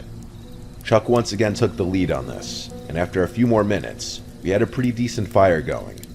Jackson reached into his bag and tossed me another drink. He then grabbed his JBL speaker and started playing some music. The vibe was perfect, and we must have been talking and drinking for a good 2 hours. We were all pretty drunk at that point, and I could tell the other guys were just about ready to pack it up for the night. Jackson turned the music down and started collecting discarded beer cans. Just then, a deafening whistle pierced the silence. I nearly jumped out of my seat, going from drunken haze to high alert in a matter of seconds. I don't know how to describe it. The whistle was abnormally loud, but still sounded distant. Jackson quickly shut the speaker off, and the three of us sat in silence as we exchanged concerned looks. I could feel my heartbeat pounding through my chest. We sat there, frozen in place for what seemed like forever, listening intently to our surroundings. But there was nothing. It almost seemed quieter now than it had when we first got there. Like eerily quiet. Not even the normal wood sounds you come to anticipate. I used that time to play my memory of the whistle back in my head. It definitely wasn't an animal's noise. The best way I can describe it is a standard whistle you'd hear at a ballpark. Chuck finally broke the silence, quietly urging us to pack up and leave. Jackson and I disagreed with that plan though. We might risk encountering whoever made the noise, which I was beyond terrified of. It was past 3 a.m. at this point. An encounter this late would only mean trouble. Chuck hypothesized that whoever made that noise was probably aware of our presence, which was a chilling thought. I didn't know what to do. On one hand, staying put violated every survival instinct I had. Packing up and leaving at this hour didn't seem like a much better option either though. We finally agreed to wait it out. I went to put the fire out, but Chuck cautioned me against it, saying that a fire would repel any dangerous animals. Only then did the true gravity of the situation smack me in the face. We were literally miles away from any civilization, it was 3 a.m., and there was an unknown entity somewhere in the darkness. Another 10 minutes or so passed, and we had resumed talking, but at a much lower volume with no music. I don't think any of us felt safe going to sleep just yet though. And then, out of the corner of my eye, I saw it. Something small flew over the darkness of Jackson's shoulder and landed directly in the fire. It was a firecracker. I screamed bloody murder as it started sparkling in the fire, and Chuck cursed as he sprung up out of his chair and bolted into the darkness. Jackson and I scrambled to follow, leaving all of our stuff behind. We caught up with Chuck, whose flashlight was beaming wildly through the woods as he frantically sprinted. We ran until we couldn't anymore, and Jackson keeled over and threw up. Chuck shut the light off and the three of us stood there, panting, trying to figure out if we were being followed. To my surprise, it didn't seem like anyone followed us. I don't think I've ever been so afraid though. Why in the world would someone have done that? We needed to figure out what to do. Jackson wanted to just find our way out of the woods and never come back, but Chuck was reluctant to leave all of his camping gear behind. Plus, he reminded us the fire was still active. I was dumbfounded. How could he be concerned with forest fires after what had just happened? Eventually, I agreed with Chuck that we should at least check on the site. After all, no one had actually chased us. So there was a slight possibility that whoever threw that firecracker was just playing a cruel prank. Chuck was a navigational expert and was actually able to retrace our footsteps. I could make out the glow of the fire as we quietly approached. Before I could get any closer though, Jackson put a hand in front of me and pointed with a horrified look on his face. I strained my eyes to make out the sight in the distance. What I saw is probably the most terrifying thing I'd ever laid eyes on. There were 3 people sitting motionlessly in our chairs like statues. The one whose face I could see looked lifeless and his mouth was hung open. I was afraid to move. What were they even doing? I thought, realizing that they weren't even talking. This was not normal. The 3 of us watched for a little while longer before deciding to back off. We turned to leave, but Jackson's foot clipped a rock, causing him to curse in frustration. Within seconds, the glow from the fire abruptly went dark, as if it had been covered with a cloak. It was freakishly fast. We didn't stick around another second. We again sprinted away from the site, but this time we could hear footsteps crashing behind us. We didn't stop this time. We bolted out of the woods and ran all the way to Jackson's car. By some miracle, we weren't followed out of the woods. None of us spoke on the drive back, each of us lost in our thoughts. The next day, Chuck insisted we return to the site in the daylight to collect his belongings. Jackson wanted nothing to do with that, but I agreed to accompany Chuck. After some searching, we eventually found the site, which looked mostly untouched. That is, until we got a little closer and noticed the putrid smell coming from Chuck's tent. He unzipped it, and we found a dead, rotting rat. It was sickening. I took the hint, and haven't been back to that preserve since.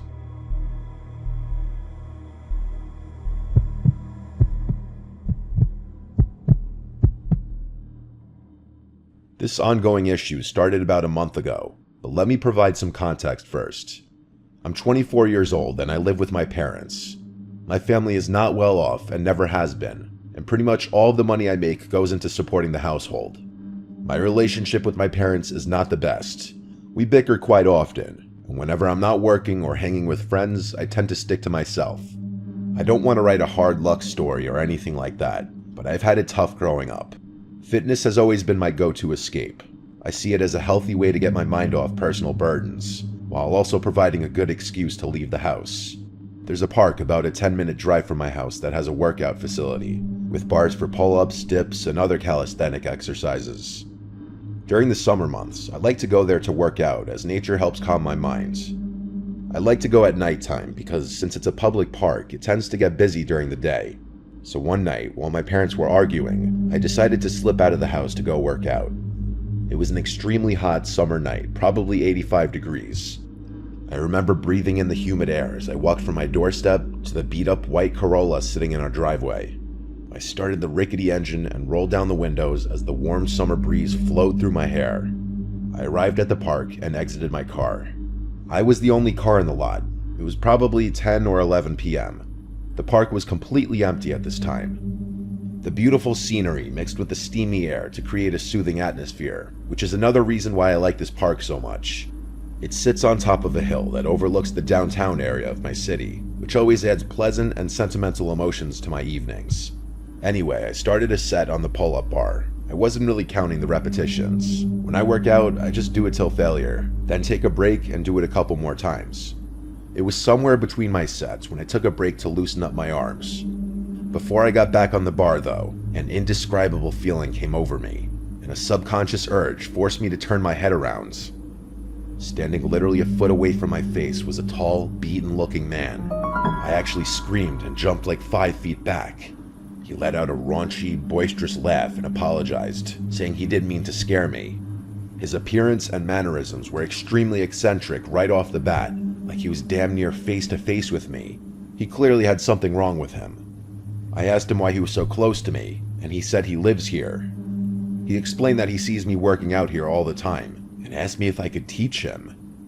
Now, I'm a very non-confrontational type of person, and especially during a time like that, I really just wanted to be left alone. I awkwardly but politely told him I'm just going to do some pull-ups and leave. I hopped back on the bar and continued my set.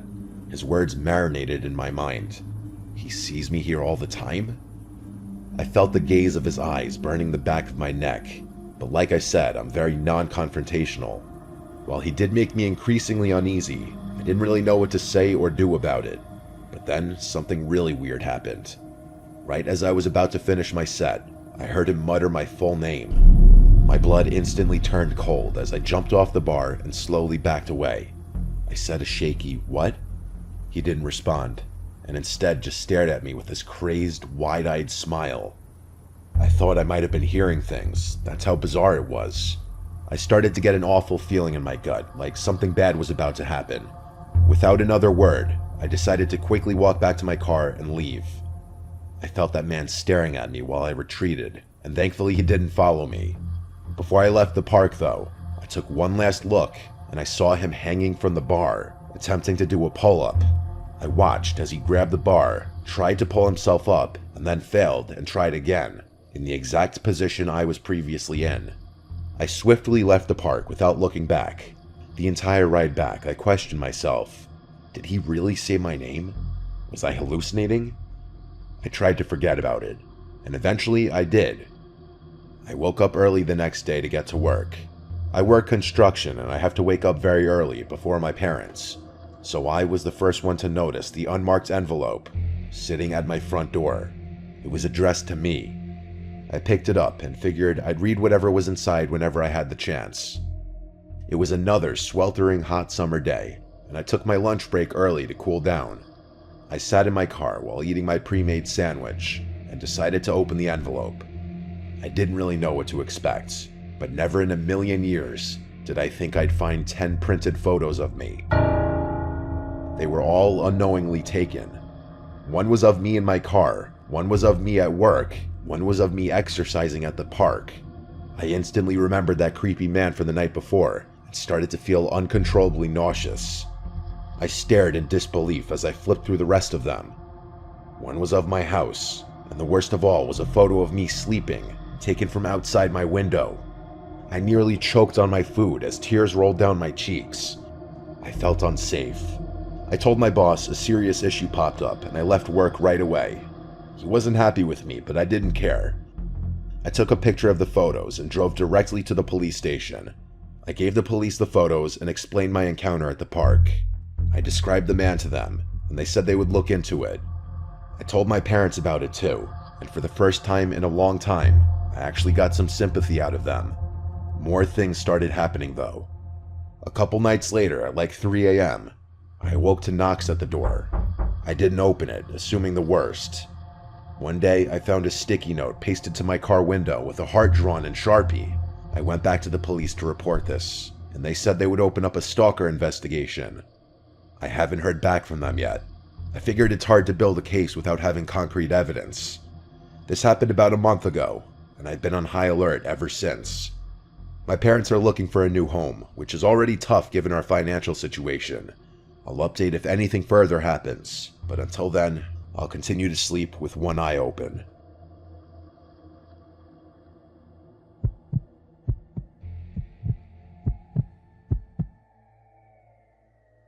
This happened to me last summer when I was 22. I wasn't a very outgoing kid at the time. If I ever did anything social, it was because my degenerate friends had somehow dragged me out of the house. This was one of those times. Well, it was supposed to be. My friend Philip invited me to a house party at like 8 p.m. It was pretty spontaneous, but I had nothing going on, so I reluctantly agreed to go with him. I knew he was going to give me crap if I refused. I can't even lie though, the idea of a party, even with strangers, sounded more appealing than being alone. Philip was a few towns over from me, so it made more sense for us to drive separately instead of going together. He gave me the Addy and I was on my way. The literal second I pulled onto the street, Philip bailed at the last minute. Rightfully so, I was super frustrated. How could he bail on me like this? There I was, feeling like a complete idiot outside a stranger's house. Annoyed but determined not to waste the night, I decided to go in. Drove all the way here, I thought, might as well go inside. I walked up the front steps and knocked on the door. The host, Randy, greeted me warmly. He was instantly likable, charismatic, and friendly without being a douchebag.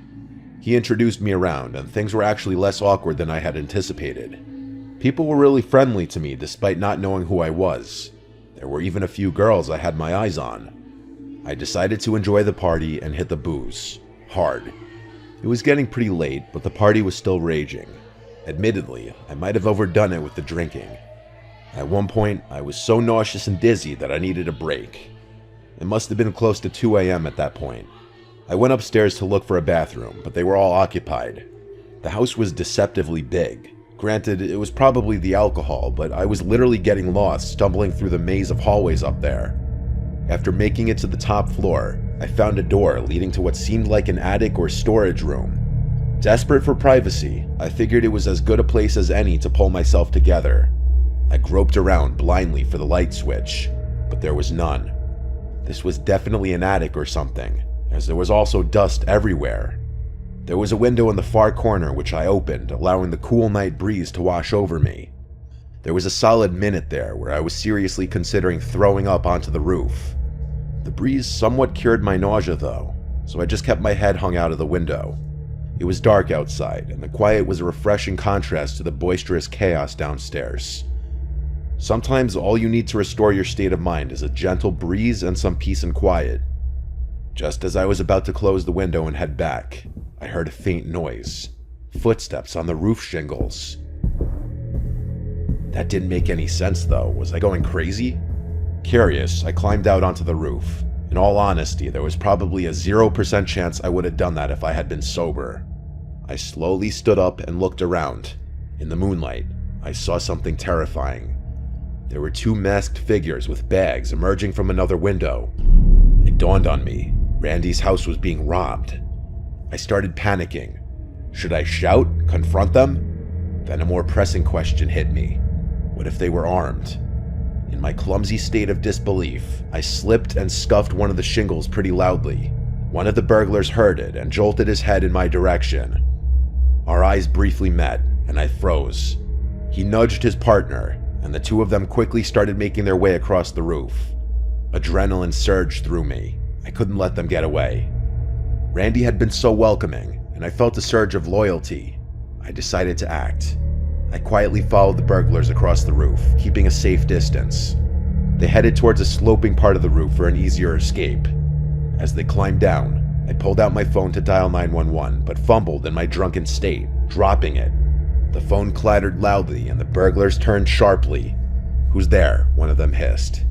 Heart pounding, I ducked and scanned my surroundings, spotting a loose roof shingle. Without thinking, I grabbed it and hurled it towards them. It missed, but the noise startled them, causing one to lose his footing. He tumbled down the roof, crashing into the gutter before falling to the ground.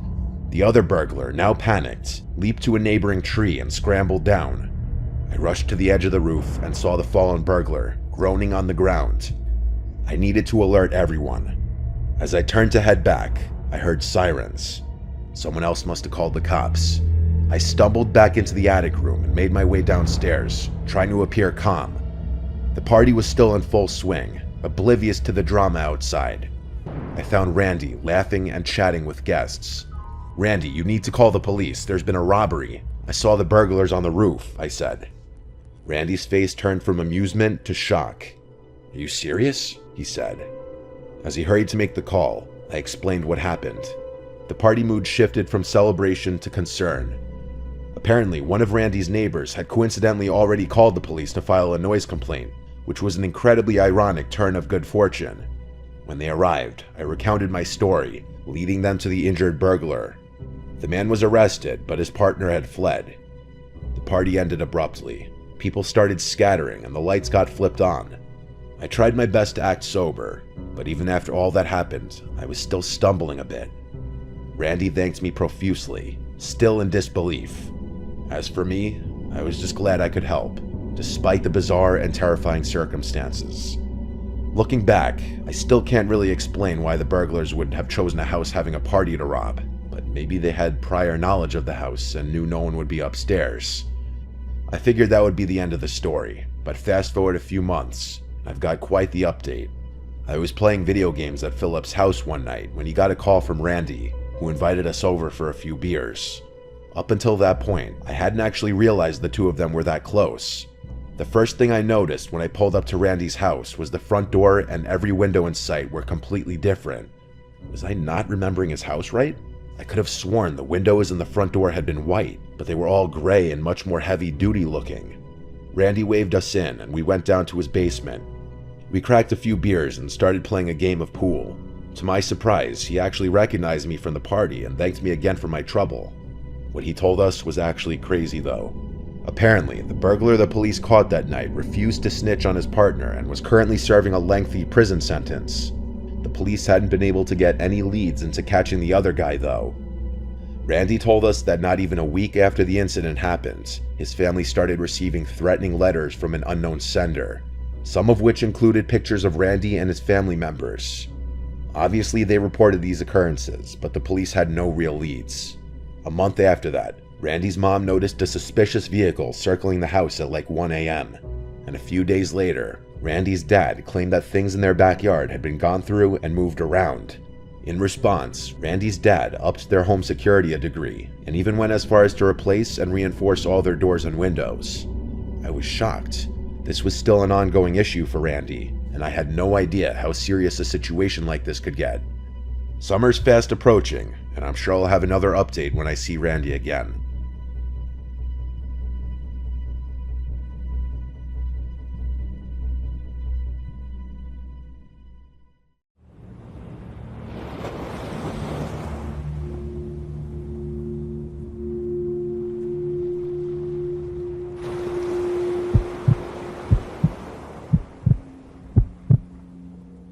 This happened when I was really young. I'm talking 2nd or 3rd grade. It's hard for me to remember things clearly from that long ago, but this memory stands out for reasons you'll soon understand. It was a school day, and it had been raining cats and dogs all day. After picking me up from school, my parents left the house for some upscale events. I can't remember if it was a fundraiser or a dinner party or something else entirely. Either way, they were supposed to come back home that night, but while they were gone, the storm picked up like crazy, and it became unsafe to drive long distances. So instead of driving back home, they reluctantly decided to spend the night at one of their friends' houses who lived much closer to where the event was. I remember them calling me on the house phone and repeatedly apologizing for leaving me there by myself, even though I insisted that I wasn't even hungry and I'd be fine. My mom gave me a list of things to do before bed. Lock all the doors and windows, keep at least one house light on, make sure all the blinds were closed, typical stuff. At the time, I didn't understand why they were making such a big deal about everything. I wasn't quite old enough to realize how important it was to not leave kids my age home alone. In fact, I was actually kind of excited to have the place to myself. It meant unlimited candy and no bedtime. I obviously didn't have a TV or any kind of screen in my room, so I stayed downstairs in the living room watching TV on the couch. I told myself I'd do all that stuff my mom had requested right before going to sleep, since I was planning on staying up all night anyway. But at some point later in the night, the sugar crash got to me, and I accidentally fell asleep. No surprise there. I don't remember exactly what time I ended up waking up, but it was late enough for the TV to have gone into sleep mode, so 3 hours minimum. I distinctly remember being much colder when I woke up. Nothing too out of the ordinary. I mean, temperatures drop at night, but the difference was significant enough for me to instantly make the connection, even at that young age. I thought about just curling back up and going back to sleep, but then I remembered the list my mom had given me. Even at that age, I knew she'd find out if I didn't do it, and I really didn't want to get in trouble after she trusted me to stay home alone. So I forced myself off the couch and went to check the windows and doors. I went around and did everything she asked. Locked the front and back doors, closed all the blinds, checked the windows, even the light. Everything was shut tight, which confused me a little because the house still felt way colder than it should have. I even put my hand against a couple of the windows to make sure they weren't cracked open or something, but they were all sealed. I figured maybe the storm knocked out the heater or something, and I didn't think much more about it. That explanation made sense to me at the time, and I was so tired that I couldn't devote more energy to thinking about the heat. So I headed upstairs to my room, ready to crawl into bed and forget about it. When I got to my room, I finally realized just how bad the storm had gotten. Our living room is tucked into the center of the house, so I hadn't really been able to appreciate the storm from down there. My childhood bedroom has a big external window though, so I could hear everything. The rain was slamming against the glass like it was trying to get in, and every minute or so there was a burst of lightning followed by a deafening clash of thunder. I wasn't scared of storms at that age, but I do remember being concerned that a tree was going to fall on the house. That's probably why I had trouble falling back asleep, even though I had been dead tired not even 20 minutes prior. As I was lying there, trying to fall asleep, I started picking up on these odd sounds. Every so often, there were these weird creaking sounds, like shifting wood. Thing is, the entire floor is carpeted, so it couldn't have been coming from my room. At first, I thought it was a tree swaying in the wind, but the sound didn't quite fit. Even then, I knew the general sounds associated with thunderstorms. This definitely wasn't one of them. It started bothering me after a while. For whatever reason, it wasn't the storm keeping me up. It was that stupid sound. I couldn't take it much longer, so I sat up and looked around the room, not really sure what I was looking for. I listened, trying to drown out the sounds of the storm and focus in on the creaking. Lightning flashed, illuminating the whole room. Everything looked normal, but my eyes were drawn to the only wooden thing in the room, the closet. The room went dark again, and I sat there perfectly still. About a minute later, lightning flashed again, and my room was once again lit up for just a split second. And in that split second, I saw something that made me choke. The closet door was slightly ajar. It had been closed before, I was 100% sure of it. Something had opened it. There was something in my room. I didn't scream, I didn't speak, I didn't even think. I just got out of bed as quietly as I could and walked out of the room. That walk from the bed to the door felt like a 500-mile, 5-year journey. I immediately went downstairs and hid under the dining room table. Then, and only then, I started crying. I didn't know what else to do. There was someone in my house, in my room, and my parents were too far away to help me. I'm not sure how long I stayed under that table, but at one point, I heard footsteps walking down the stairs. I held my breath, knowing that any sound I made could have ended my life. They weren't normal footsteps. It sounded like whatever it was jumping and pinballing down the stairs. The footsteps got closer.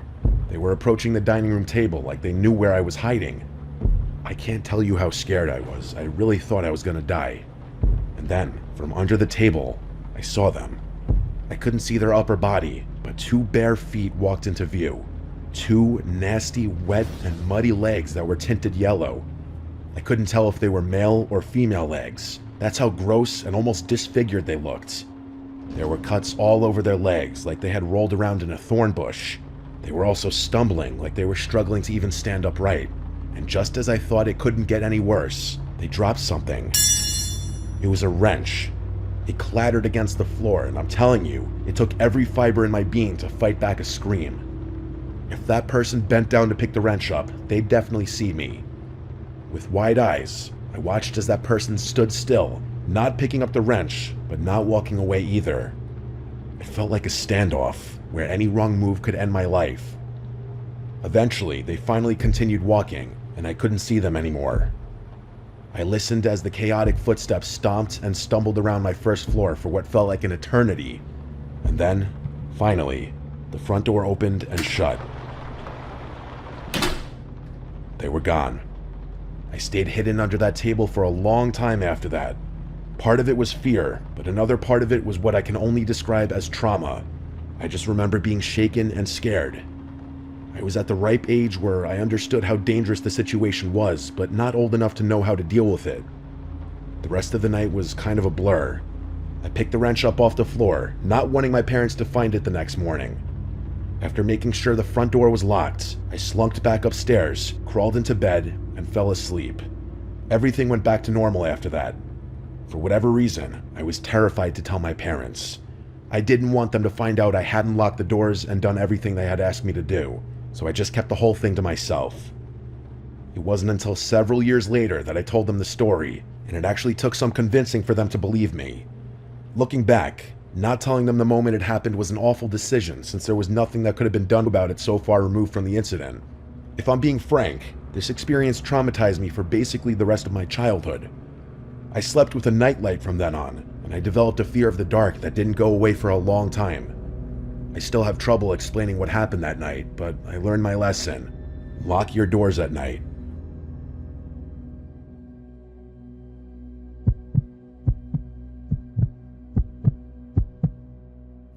This happened over the course of 3 or 4 years when I was a kid.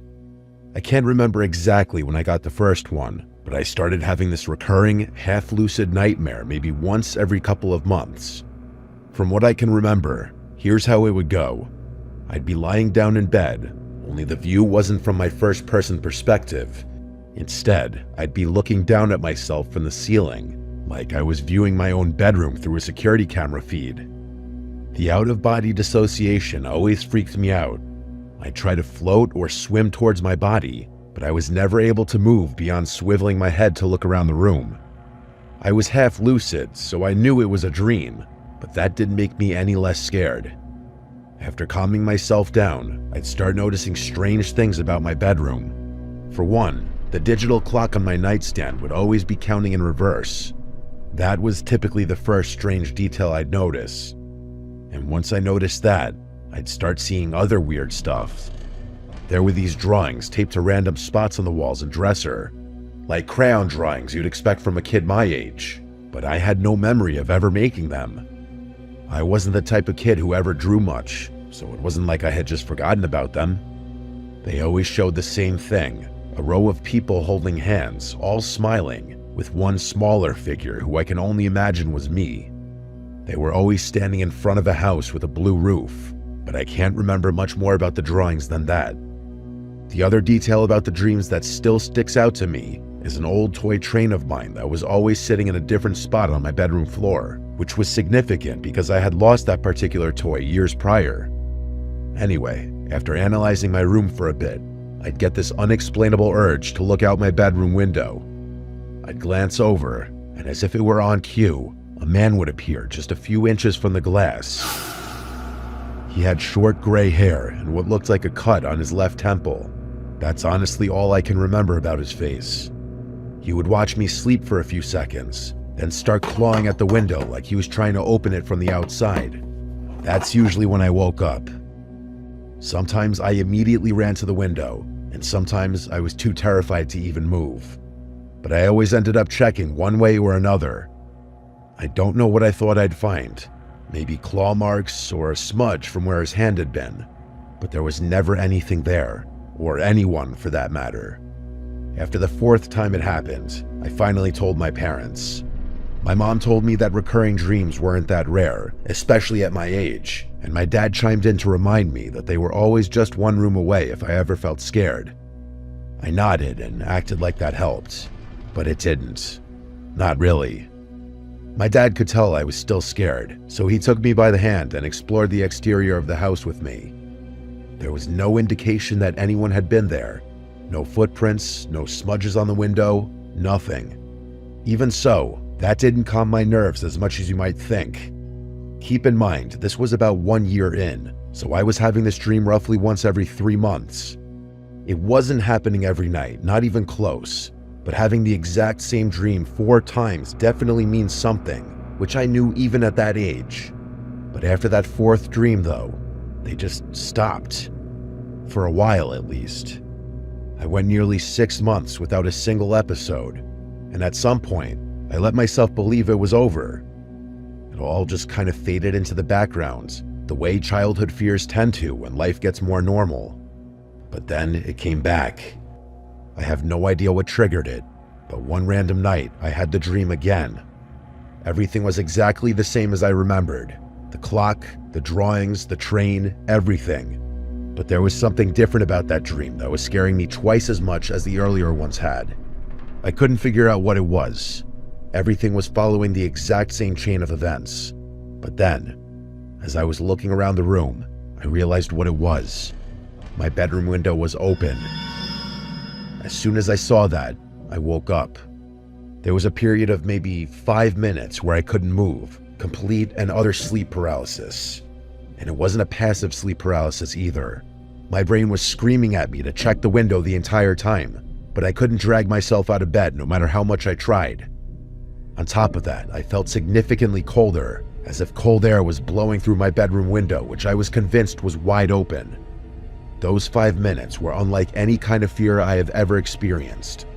All I could think about was how that man was moments away from climbing through my window, yet there was nothing I could do about it.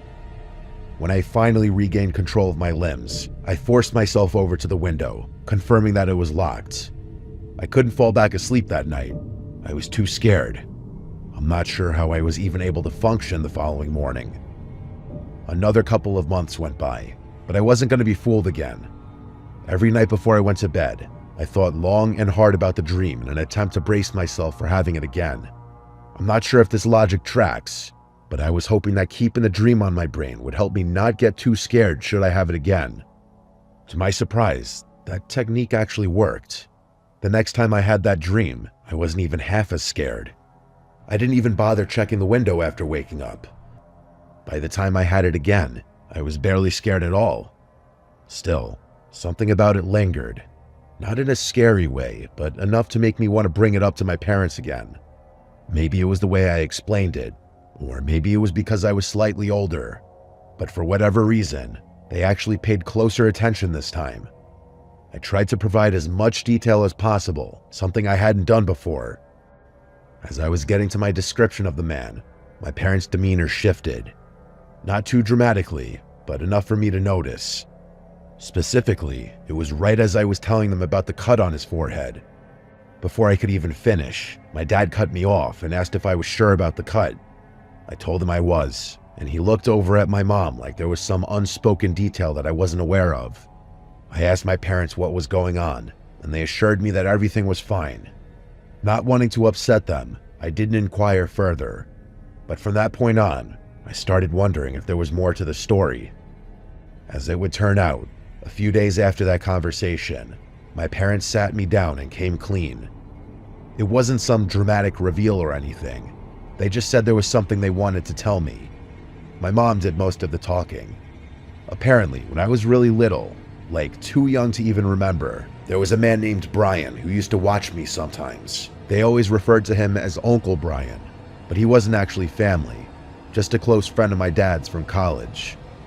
I guess he was around a lot when I was a baby and a toddler, especially during the times when both my parents were working full-time. But something happened. My dad didn't give details, just said that there was a falling out between them, bad enough that they completely cut ties.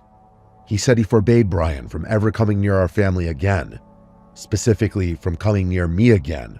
That was the end of it. I asked what caused the fallout, but they wouldn't tell me. They just repeated that it had nothing to do with me and that I didn't need to worry. The only other thing they told me, and this is what gave me a sick feeling, was that Brian had a noticeable scar on his forehead from a car accident he'd been in years before I was born. They didn't connect the dots out loud, but they didn't have to. I was old enough to make the connection myself. Later that night, after my mom had gone to bed, my dad lingered in the living room with me a little longer. I could tell he wanted to say more, like he hadn't been totally satisfied with how the conversation went earlier. After a few moments of silence, he told me his theory. He said he thought the dreams were my brain's way of processing something buried really deep, some memory from when I was little, before I could even form full sentences. He mentioned how close I apparently used to be with Brian, how I'd cry when he left the house, how I always wanted him to be the one to read me to sleep. My dad said he couldn't think of any other way I'd know about the scar on Brian's forehead. I didn't know what to make of that. I had no recollection of this Brian person whatsoever. Even now, I still can't recall a single memory with him in it. I had no choice but to move on with my life, though, recurring dream or not. Another handful of months passed. I'm doing my best to describe the timeline as accurately as possible, but it's hard to remember exactly how much time passed in between each dream. That said, the frequency decreased after talking to my parents. I had the dream only once or maybe twice within the next year, but things took a very dark turn sometime in year 4. One night after waking up from the dream, I glanced over at my window, just out of habit, and this time, I actually saw something move. It was just a flicker, but I was 100% sure something had just moved from right outside my window. And just like that, all the fear I had spent years trying to prevent came rushing back. It was actually worse. I jumped out of bed and screamed for my parents, who took me very seriously. My dad sprinted outside in his bare feet while my mom held me tightly. Eventually, my dad came back and started whispering stuff to my mom. They told me to stay put while they called the police. I listened to them and stayed in their room, although I don't remember ever hearing any sirens or other voices besides theirs that night. My dad insisted everything was fine and that the police were going to take care of things. The next day, he confessed to me that he had seen what he thought were extremely faint footprints underneath my bedroom window. I asked him if he thought it was Brian, and he said that was impossible, since they had moved and Brian didn't know where we lived. My dad promised me that nothing bad was going to happen ever, and he would turn out to be right.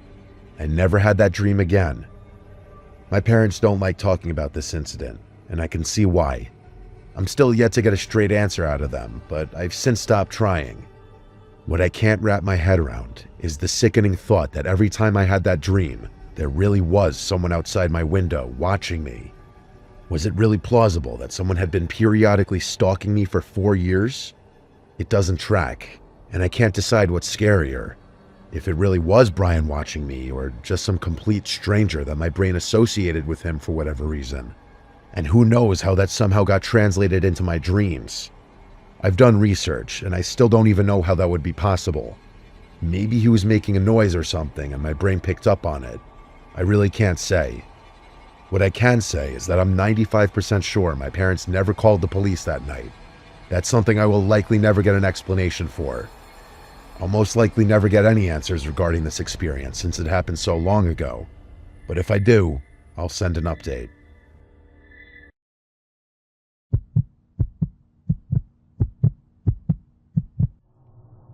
This happened a couple of years ago, right before school ended. It was the last day of 8th grade. It was exactly what you'd expect on the final day of middle school. Excitement and bittersweet goodbyes. Everyone was running around, scribbling signatures and cheesy messages in each other's yearbooks. My middle school was huge, easily over 1,000 students. So to keep things manageable, the teachers collected our yearbooks and passed them around to different classrooms, making sure everyone who wanted to got a chance to sign. I'm sure you could see how that could create problems. Anyone who wanted to could write whatever they wanted in anyone's yearbook. The teachers tried their best to prevent things from getting out of hand, but I knew a few kids who wrote some mean messages to people they didn't like. At the end of the day, when I got my yearbook back, I flipped through the pages eagerly, reading all the goofy notes from my friends. But as I scanned the pages, something caught my eye. There was a signature below the face of someone I had never seen before. His name was Samuel Robinson III, a name I'm going to remember for as long as I live. The message he wrote was short, simple, and honestly a bit unsettling. It read, "Hags, I'll be seeing you again."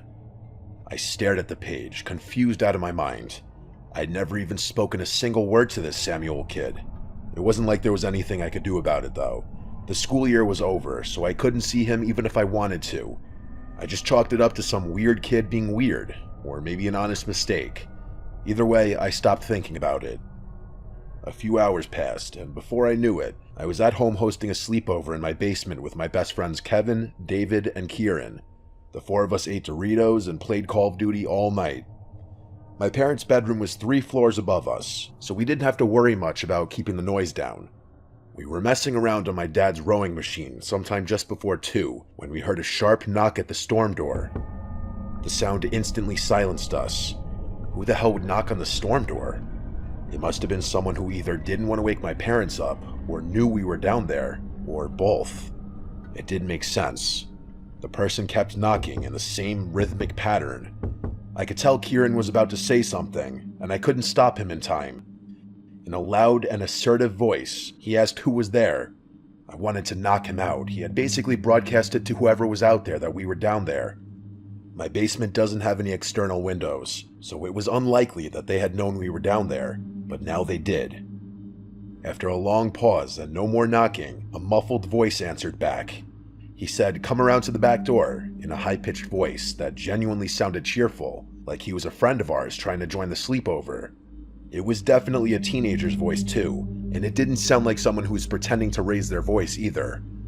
I was pretty scared, I can't lie. My friends were seemingly unfazed though, like they thought it was somehow exciting that some random kid was outside my house. They insisted that I at least check it out, and even though I didn't want to, they pressured me into it. We crept upstairs, careful not to make too much noise. I approached the back door slowly, trying to ignore the pounding in my chest. Through the narrow glass pane beside it, I could see a shadowy figure standing under the dim light. I got a little closer, and his face came into view. My jaw nearly hit the floor when I realized who it was. It was him. It was that kid Samuel Robinson III who had signed my yearbook. My friends went to go open the door, God knows why, but I stopped them, saying I knew who it was. I explained to them what had happened, and that changed their mood a bit. Keep in mind, Sam was still standing outside while we were talking, and he could definitely see in at us. He must have noticed how freaked out I was, because he started motioning to the side of the house like he wanted me to go over to the window. You might be wondering why none of us were taking this situation more seriously. I honestly think it was because it wasn't like some older, strange man was harassing us. It was a kid from our own school. Still, I wasn't opening the door for him. Instead, I went over to my kitchen window and cracked it open just a tiny bit. My friends followed me and stood a little off to the side. He walked over to the window and I asked him what he wanted, telling him I recognized him from our yearbook. He said, "Oh, so you got my message," and introduced himself as Sam. Then he went on to say he always watched me from afar and that we could have been good friends. I agreed with him just so that I wouldn't piss him off, but there was 0% chance I would have been friends with this kid given any circumstances. I didn't want to press him right away, but I had to know, so I asked him how he knew where I lived. He didn't respond, and I didn't know what to say. Before I could de-escalate the situation, David called him a creepy stalker and told him to piss off. Sam's smile disappeared. He tilted his head like he didn't understand what David had just said. Then, just as quickly, his expression twisted into something I can only describe as hatred. He went from passive and honestly kind of friendly to aggressive and angry. He started screaming things at me, how he hated my friends and thought we should all die, how my ex hated me and random stuff he had no right knowing. He reached toward the window and tried to force it open, but I jammed it shut and locked it. He started snarling at the window and banging on it like an animal. He was 2 seconds away from shattering it, I'm telling you. We must have caused quite the commotion because my parents came rushing down the stairs, demanding to know why we had woken them up. That's when Sam ran away. I told my parents what happened as quickly as I could, and my dad raced outside in his underwear. He came back a few minutes later, saying he had no idea where the kid went. I'm not sure why, but my parents didn't call the police. They just told us to go back to sleep and they'd deal with the school the following morning, just to give the kid the benefit of the doubt. The next morning, they contacted the school. That's when we learned the disturbing truth. Sam had been expelled a few weeks before the year finished, and he shouldn't have ever been at the school on the last day. Apparently, the yearbooks were printed before his expulsion, which explained why his picture was still included. That meant he had snuck into the school somehow just to write me that message, which freaked me out beyond belief. Despite working with the school to find out more, nobody could track Sam down. It was like he and his parents didn't exist. The whole thing was a pretty big deal, but the school did what they could to keep things under wraps. To this day, I still have no idea how he knew where I lived. That's what freaks me out the most. The running theory is that he was a mentally challenged and troubled young boy who took a strange liking to me for whatever reason, and then he stalked me for who knows how long. My parents were worried for weeks. It's something we don't talk about anymore because it's just uncomfortable, but living in that same house has never felt the same ever since.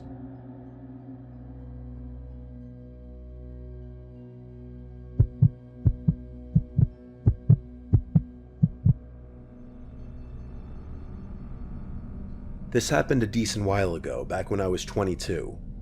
Enough years have passed to the point where I feel safe talking about it. I was fresh out of college with a desirable job and minimal expenses since I was living in my childhood home with my parents.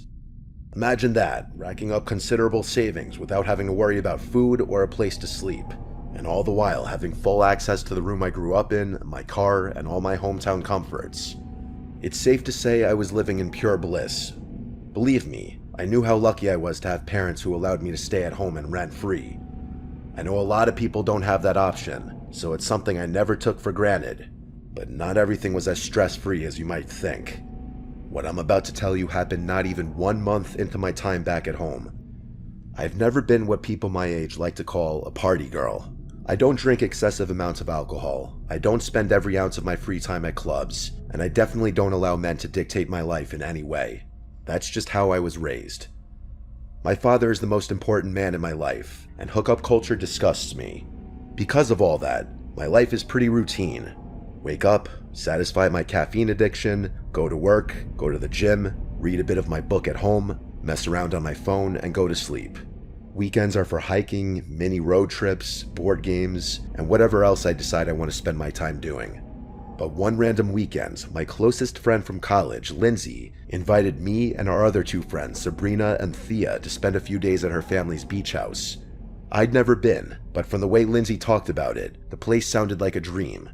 Quiet, tucked away from the touristy chaos on its own private beach, and just a short walk from the water. To put it bluntly, Lindsay's family is loaded. I think both her parents were neurosurgeons, so I had a feeling her beach house would be insane, and I was far from disappointed. When I first laid eyes on it, I was awestruck. Look, I'm no architect, but I know a modern style house when I see one, and Lindsay's must have been ultra modern because it looked more like a covert military safe house than a personal home. I'd love to show you guys pictures of it, believe me, I've got plenty, but out of respect for Lindsay's family, I think that would be in really poor taste, even if what I'm about to tell you didn't happen. The four of us unloaded our stuff and decided where we'd be sleeping. Lindsay obviously had enough individual bedrooms for all of us to occupy, but what would be the fun in that? Instead, the four of us stayed in the same room, one of the kids' bedrooms that had 2 sets of bunk beds and its own attached bathroom. We'd been staying there 3 nights, which, in my opinion, is the perfect amount of time to spend coupled up with anyone other than your family. I tend to be relatively irritable, so anyone who's not clean or polite tends to tick me off pretty easily. Not that any of my friends are, but you know how it is. I know I told you about my relatively boring lifestyle already, but if there was a time to drink, it was that weekend with my friends, so I definitely planned on letting loose a little more than I ordinarily would. We wanted to keep the first night pretty chill though, so we walked down to the private beach connected to the house and sat in the sand, stargazing. The four of us were drinking White Claws and listening to house music on Sabrina's speaker when we noticed something in the distance. It was this faint, flickering light emanating from somewhere further down the shore. The four of us quieted down a bit and watched the light flicker on and off. The sight was kind of hypnotic, as eerie as it was. After a while, it became clear that the light was swinging back and forth, like a handheld flashlight someone was walking with. And soon after, we realized that's just what it was. It looked like 3 or 4 people casually walking in our direction, not running or stumbling or moving strangely, but strolling at a leisurely pace. As they got closer, we started hearing the sound of laughter, which caused all of us to relax a bit. Considering how late it was most likely just a group of teenagers or even people our age. They must have noticed us because at some point, one of them yelled out hi in a friendly voice. It was a guy's voice, and he sounded around our age. Thea yelled back, and we made some small talk while they made their way over to us. As they approached, we could see that it was a group of 3 guys who looked maybe a year or 2 older than we were. They all had that typical beach boy look, which I could tell right away my friends were digging, especially Thea. She's a bit crazy when it comes to guys, so I can't say I was too surprised. She knows how I feel about her lifestyle, so it's not like I'm saying anything crazy. To be fair, she is drop-dead gorgeous, and I've never seen a guy not take a liking to her. The guys sat down with their beers, and the 7 of us continued drinking. It was actually a really great time. The guys weren't overtly flirtatious, but they weren't boring either. Fast forward an hour and several drinks later, and they ultimately invited us back to their place. Personally, I was exhausted and was leaning towards going to sleep, but I could tell all 3 of my friends wanted to continue hanging out with the boys, especially Thea, of course. I decided not to spoil everyone's fun and called it a night for myself, telling my friends to go on without me. There were only 3 guys after all, and I had no intention of hooking up with anyone that night. I walked back towards Lindsay's house while the 6 of them walked along the beach, presumably towards wherever the guys were staying. I washed up and went to bed. Sometime after 3 in the morning, I woke up to a FaceTime call from Lindsay, which was confusing since she should have either been home by then or asleep next to one of the guys. I answered her in a groggy voice, and what she said woke me up instantly. She basically screamed into the phone that Thea and Sabrina had been kidnapped and I needed to get her car immediately. Her words were like a bucket of ice-cold water being splashed across my face. I've never felt a more intense sense of fear and adrenaline. I didn't waste a second. My hands were literally shaking as I quickly threw on some clothes and sprinted down the stairs. I asked her why she had called me instead of the police, and she reassured me that she already had. She told me to stay on the line as she walked me through it. With her instruction, I managed to open the driveway gate, find her car keys, and speed out of there in a matter of minutes. She told me they were about 10 houses down the beach to the left. so that's where I started driving. She described the car and told me what direction it had gone in, and I slammed on the gas to try and catch up. There wasn't a single car on the road, and I was driving at an insanely unsafe speed. It was a miracle I didn't get pulled over. After a few minutes of driving, I noticed a car matching Lindsay's description driving slowly in the distance. Then I hung up the phone, called the police, and told them exactly where we were. The dispatcher told me to keep my distance so as not to alert them to the situation, so that's what I did. After what felt like forever, I spotted cop lights up ahead. The car ahead of me didn't try to evade the police. I can only imagine that they assumed it was an unrelated stop. I pulled the car over and watched everything unfold. It was pure chaos. The cops forcibly removed all 3 men from the SUV at gunpoint. They put them in cuffs and escorted them back to one of the cruisers. Then, one of the officers walked over to the trunk of the car and pulled it open to reveal both Thea and Sabrina, bound and, from the looks of it, pretty badly bruised. As horrifying as the whole experience was, it was nothing compared to the sequence of events told from their perspective. All 3 of them were comfortable with me writing this, by the way. We're still close in contact, so I obviously asked them. But none of them wanted to write it themselves, and for good reason. To keep things short, after I went to bed, they all continued drinking.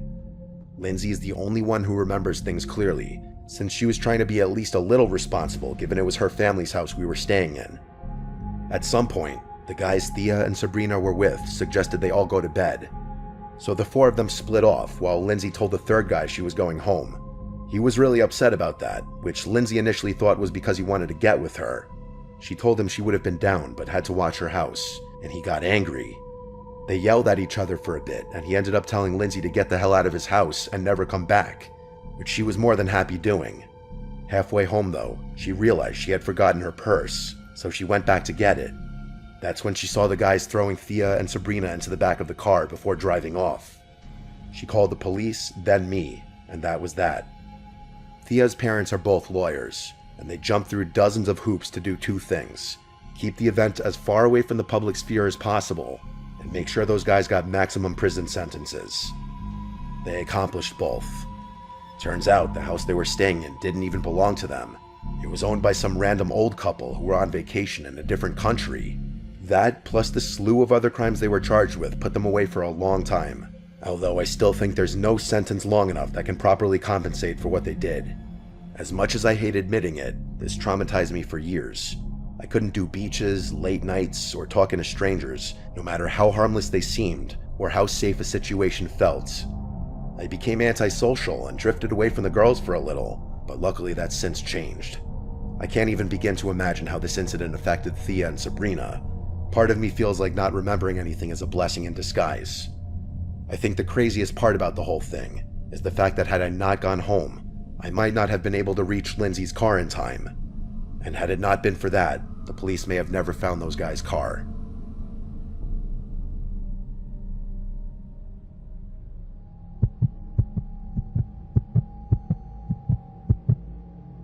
This happened just last year. My buddy Jimmy is pretty involved and well connected within the music community. By music community, I'm more specifically referring to the dance/electronic music scene all along the East Coast, predominantly New Jersey and New York. It's actually pretty impressive what he and his team have been able to accomplish in just 2 years. The general gist is this: their company hosts what they call events at high-profile venues, typically the most well-known club or party space in whatever city they happen to be in. Then they outsource the talent, which, mind you, is typically a very well-known and sometimes borderline famous DJ. I'm not too involved or invested in that scene, so I'm not exactly sure who they've gotten to perform, but I will tell you that there have been some huge names in the mix. But enough context. Jimmy and I go way back. I'm talking 20 plus years. I've basically known him my entire life, and he's been my best friend for damn near most of it. Because of that, he lets me, along with a bunch of our other hometown friends, come to his shows for free and hang out with the talent in the VIP section. It's actually really cool, and something I wish I expressed my gratitude for more often. Jimmy was scheduled to host a huge event the weekend of July 4th on the Jersey Shore. It was going to be their biggest one yet, and all our mutual friends were going. Jimmy invited me to come down early with him, and I obviously obliged. The 2 of us made the hour-and-a-half drive with our other friend Ryan, and we found ourselves at the venue a good 4 hours before the doors opened. Ryan and I didn't have much to do while Jimmy and his team set up, so we decided to get a bit of a head start on the alcohol consumption. Jimmy and his team were entitled to as much free booze as they desired, compliments of the venue, and Ryan and I definitely took advantage of that. By the time the first DJ started his set, Ryan and I were more than a little buzzed, to put it mildly. It was 4th of July weekend after all, so we felt like our degenerate activities were justified. Fast forward a couple hours, and Ryan and I were completely wasted. I honestly don't remember a time since then when I was that drunk, not even close. Don't get me wrong, Ryan and I are grown men and we can handle our alcohol. Throwing up, making fools of ourselves wasn't the issue though. It was genuinely just the problem of having lower impulse control and worse decision making. But either way, we were having a great time, at least from what I can remember. The event was winding down, and it was getting to that point in the night where you either figured out how you were getting home or who you were going home with, or both. Jimmy had rented an Airbnb really close by and promised both Ryan and I a bed, so the first issue wasn't a concern. The second problem though, that was what was on my mind. The two of us danced over to the bar and started talking to some girls we found attractive, and before long, we had figured out who we were going to spend the rest of the night with. Neither of us are Calvin Klein models, but we're both above 6 feet tall. For whatever reason, the vast majority of guys who hang around the Jersey Shore are usually shorter than average, so being tall is an even bigger boost than it usually is.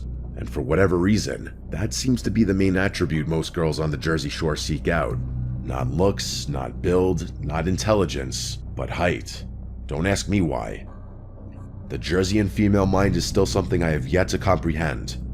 I'm probably botching their names, but I'm fairly sure the two girls introduced themselves as Gianna and Marcela.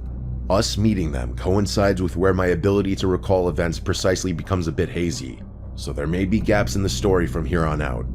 From what I can remember, it was actually Marcela who suggested we all leave together and continue to party elsewhere, which Ryan and I weren't going to argue with. Gianna handed the two of us a drink and insisted that we get on their level before heading out, even though we had both probably consumed the fluid equivalent of her body weight in alcohol already. I know that whole dynamic. Girls getting guys drinks sounds a little unorthodox, and it is, but these girls were clearly wealthy given how they were dressed. After downing the drinks, the four of us started moving towards the venue's exit.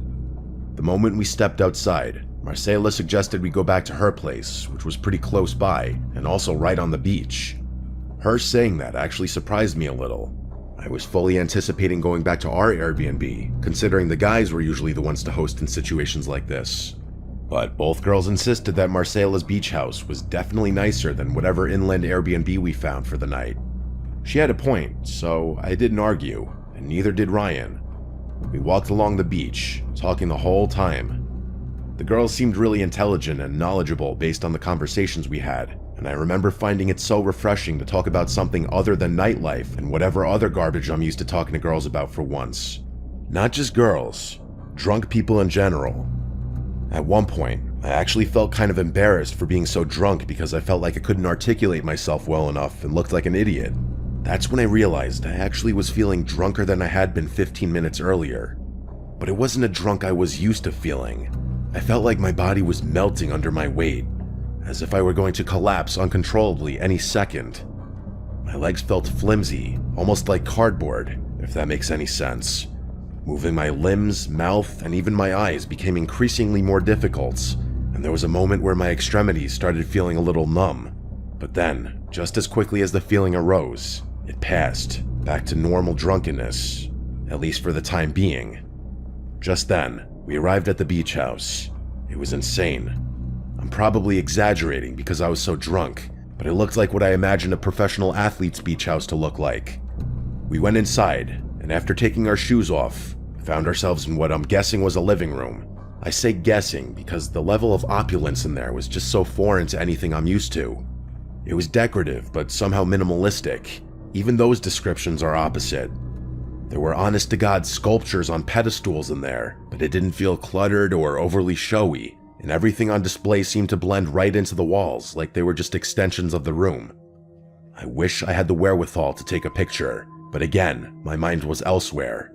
Evidently, so was Ryan's, because not 15 minutes after stepping foot in the house, he and Marcela had disappeared somewhere in that maze of a house, which left me alone with Gianna.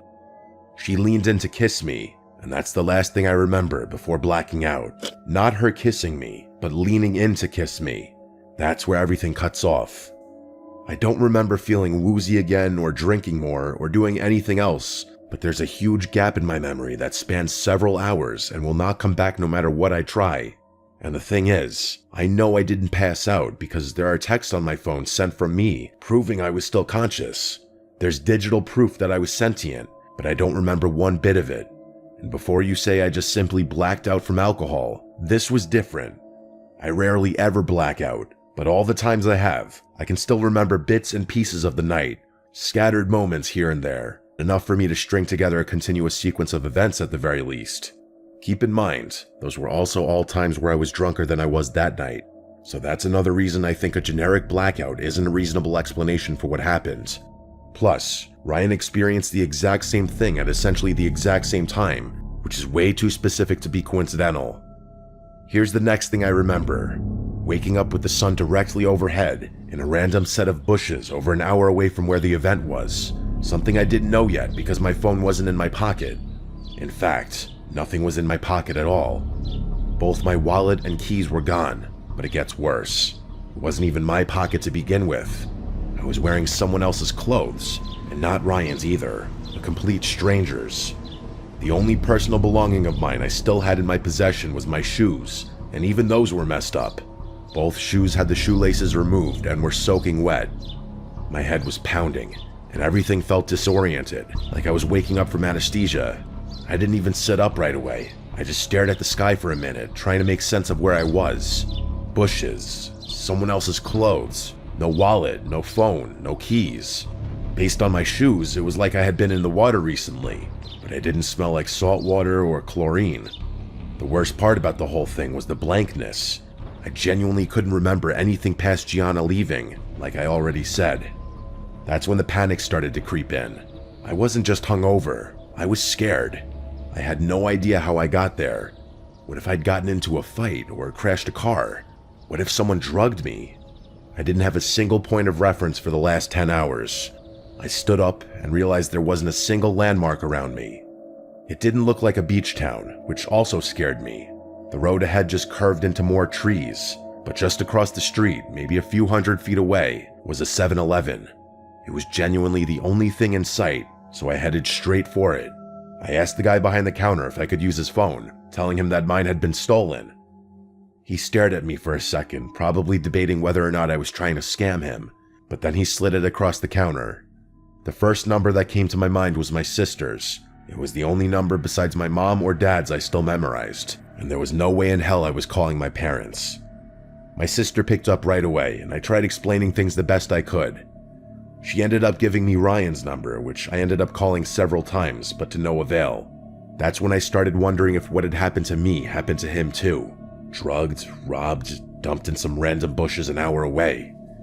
I was just about to call the police, when what do you know, Ryan walks into the same 7-Eleven.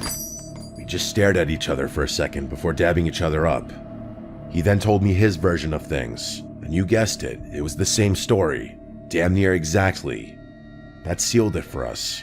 We called the police, making sure to thank the 7-Eleven worker profusely. Fast forward a few minutes, and we're now recounting our story to the police outside the store. To their credit, they took everything we said seriously, at first. But the more we told them, the more their questions started turning.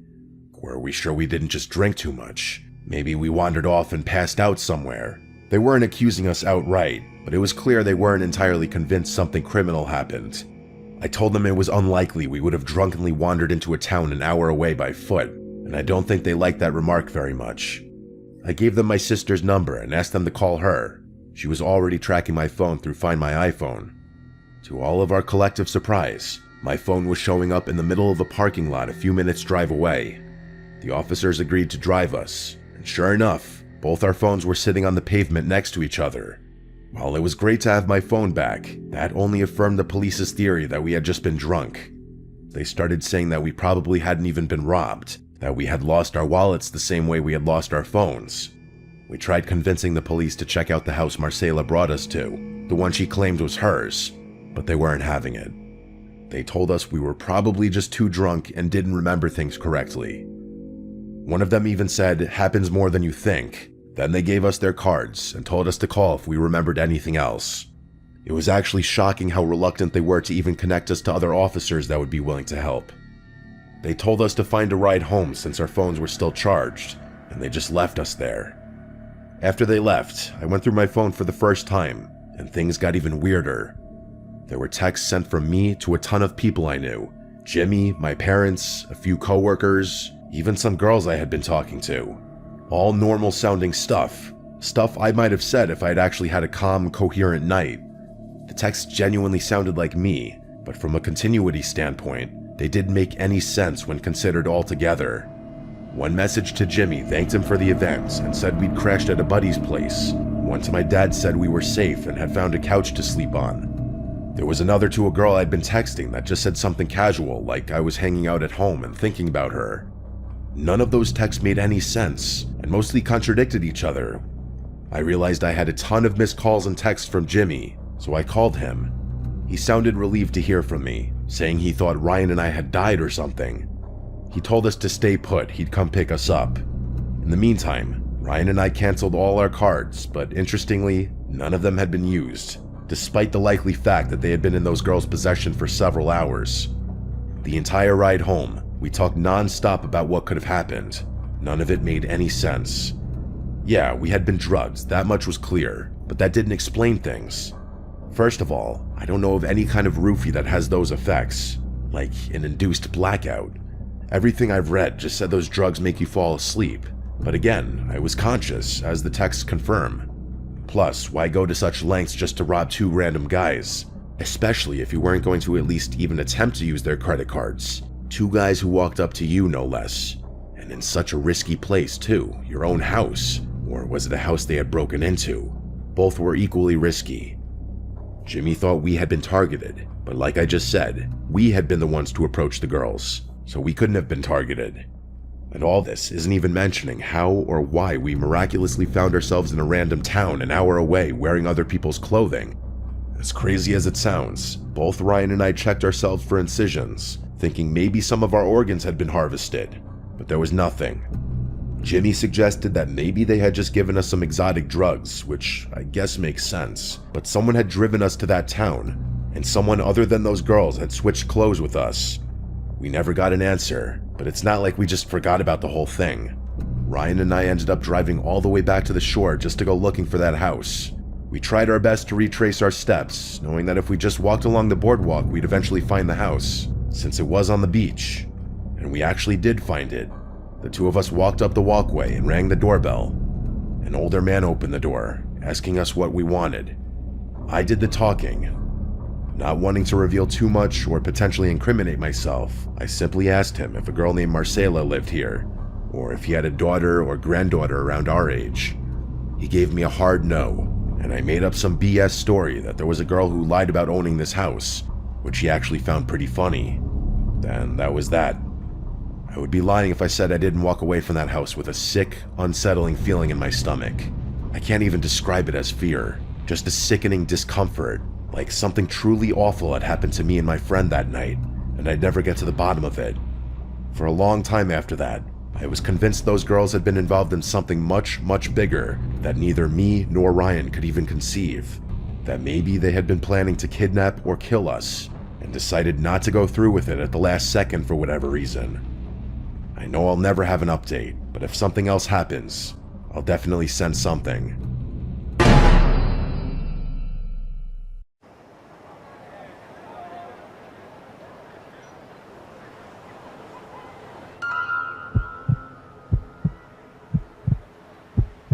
This happened a couple weeks into the summer. I had just graduated high school, and it was my first and probably last summer without any real responsibilities, career or academic-wise. Everyone knows the beginning of the summer is the best time of the year, so it's safe to say that I was living my best life at that point. In Wyoming, there's this popular tradition where the new graduates drive way out into the plateaus and go rock climbing. Well, I'm not actually sure if it's a tradition anywhere besides my school, but I like to think it is. It's kind of a rite of passage thing, celebrating your freedom by doing something that requires a little skill and a lot of nerve. My friends and I have been talking about it for weeks, and we finally decided to make it happen. It felt like the perfect way to kick off what I hoped would be an unforgettable summer vacation. It was me, Alexandra, Nick, and Jack. We've all been friends since middle school, and Alex was the only one with a car reliable enough to make the drive. A Jeep that she was obsessed with and jumped at any excuse to take off-road. She was also the designated driver since she doesn't drink, which worked out perfectly for the rest of us who were planning to bring a few beers to celebrate once we reached the top of whatever plateau we decided to climb. Our plan was to check out the Flaming Gorge lookout first, then drive through the plateau area to find a good spot for climbing. The lookout was incredible, one of those views that makes you remember why you love living in Wyoming. After spending about an hour taking pictures and just soaking it in, we started heading back toward Route 80, taking our time and keeping an eye out for potential climbing spots. We were driving along Highway 141 when we spotted this really cool area off the side of the road. There were these massive rock formations that looked perfect for climbing. Not too technical, but challenging enough to be worth the effort. Alex pulled into a small gravel lot, and we grabbed our gear and filled our backpacks with drinks. The plateau we chose was maybe a 15-minute climb to the top. Nothing too crazy, just a steady scramble up the rock face with enough handholds and footholds to make it manageable. I have a bunch of pictures from that day, mostly because Alex insisted we get a million pictures of her, so I'll include some of them. Alex went first, since she was the most experienced climber among us, followed by me, then Nick, then Jack bringing up the rear. The view from the top was absolutely worth it. You could see for miles in every direction, just endless stretches of Wyoming wilderness. We cracked open our beers and were just sitting there enjoying the moment, talking about some of our other friends from school. I was just kind of staring into space, admiring the scenery, when I noticed a car speeding down the highway. It was a red pickup truck. To my surprise, after passing Alex's car, it screeched to a halt in the middle of the highway. I kept watching, and it actually started reversing, right there in the middle of the highway. I pointed it out to my friends, and the four of us got a little quieter, all wondering what the truck was doing. It reversed until it could turn into the lot we had parked in, which it did.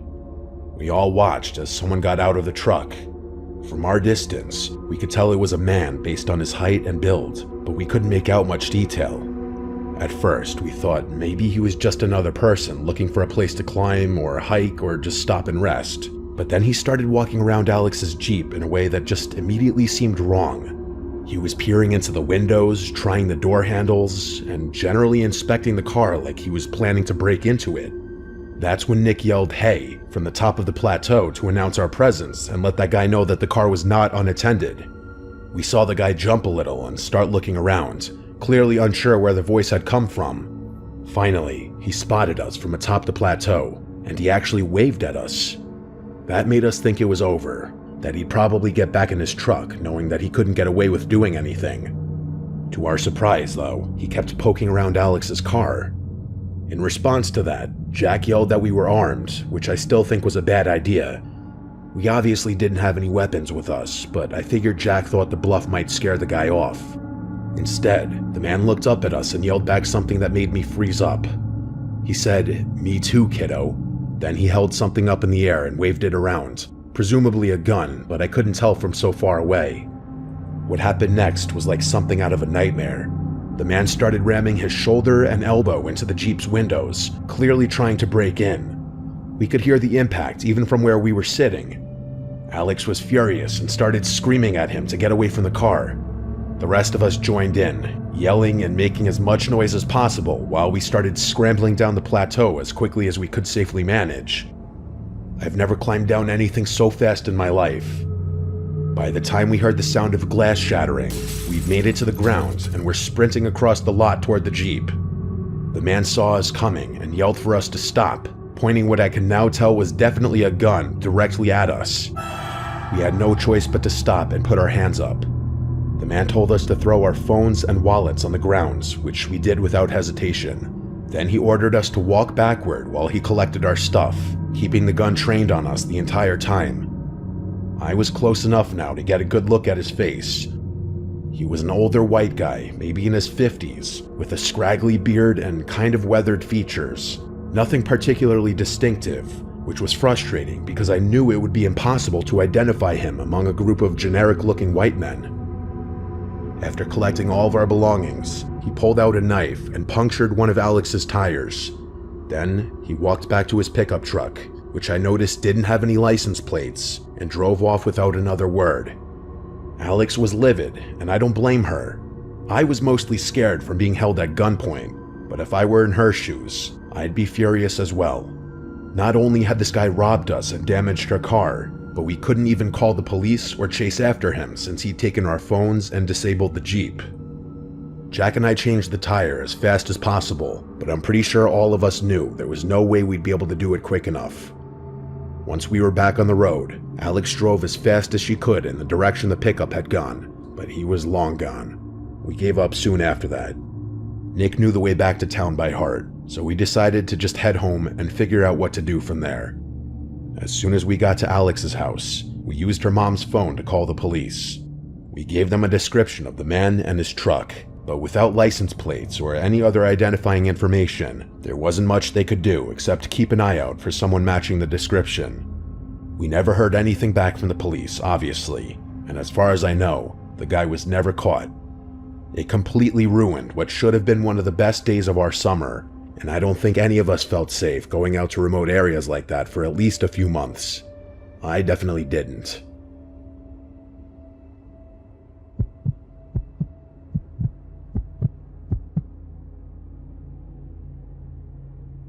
My name is Sophia. This happened 3 years ago when I was 19.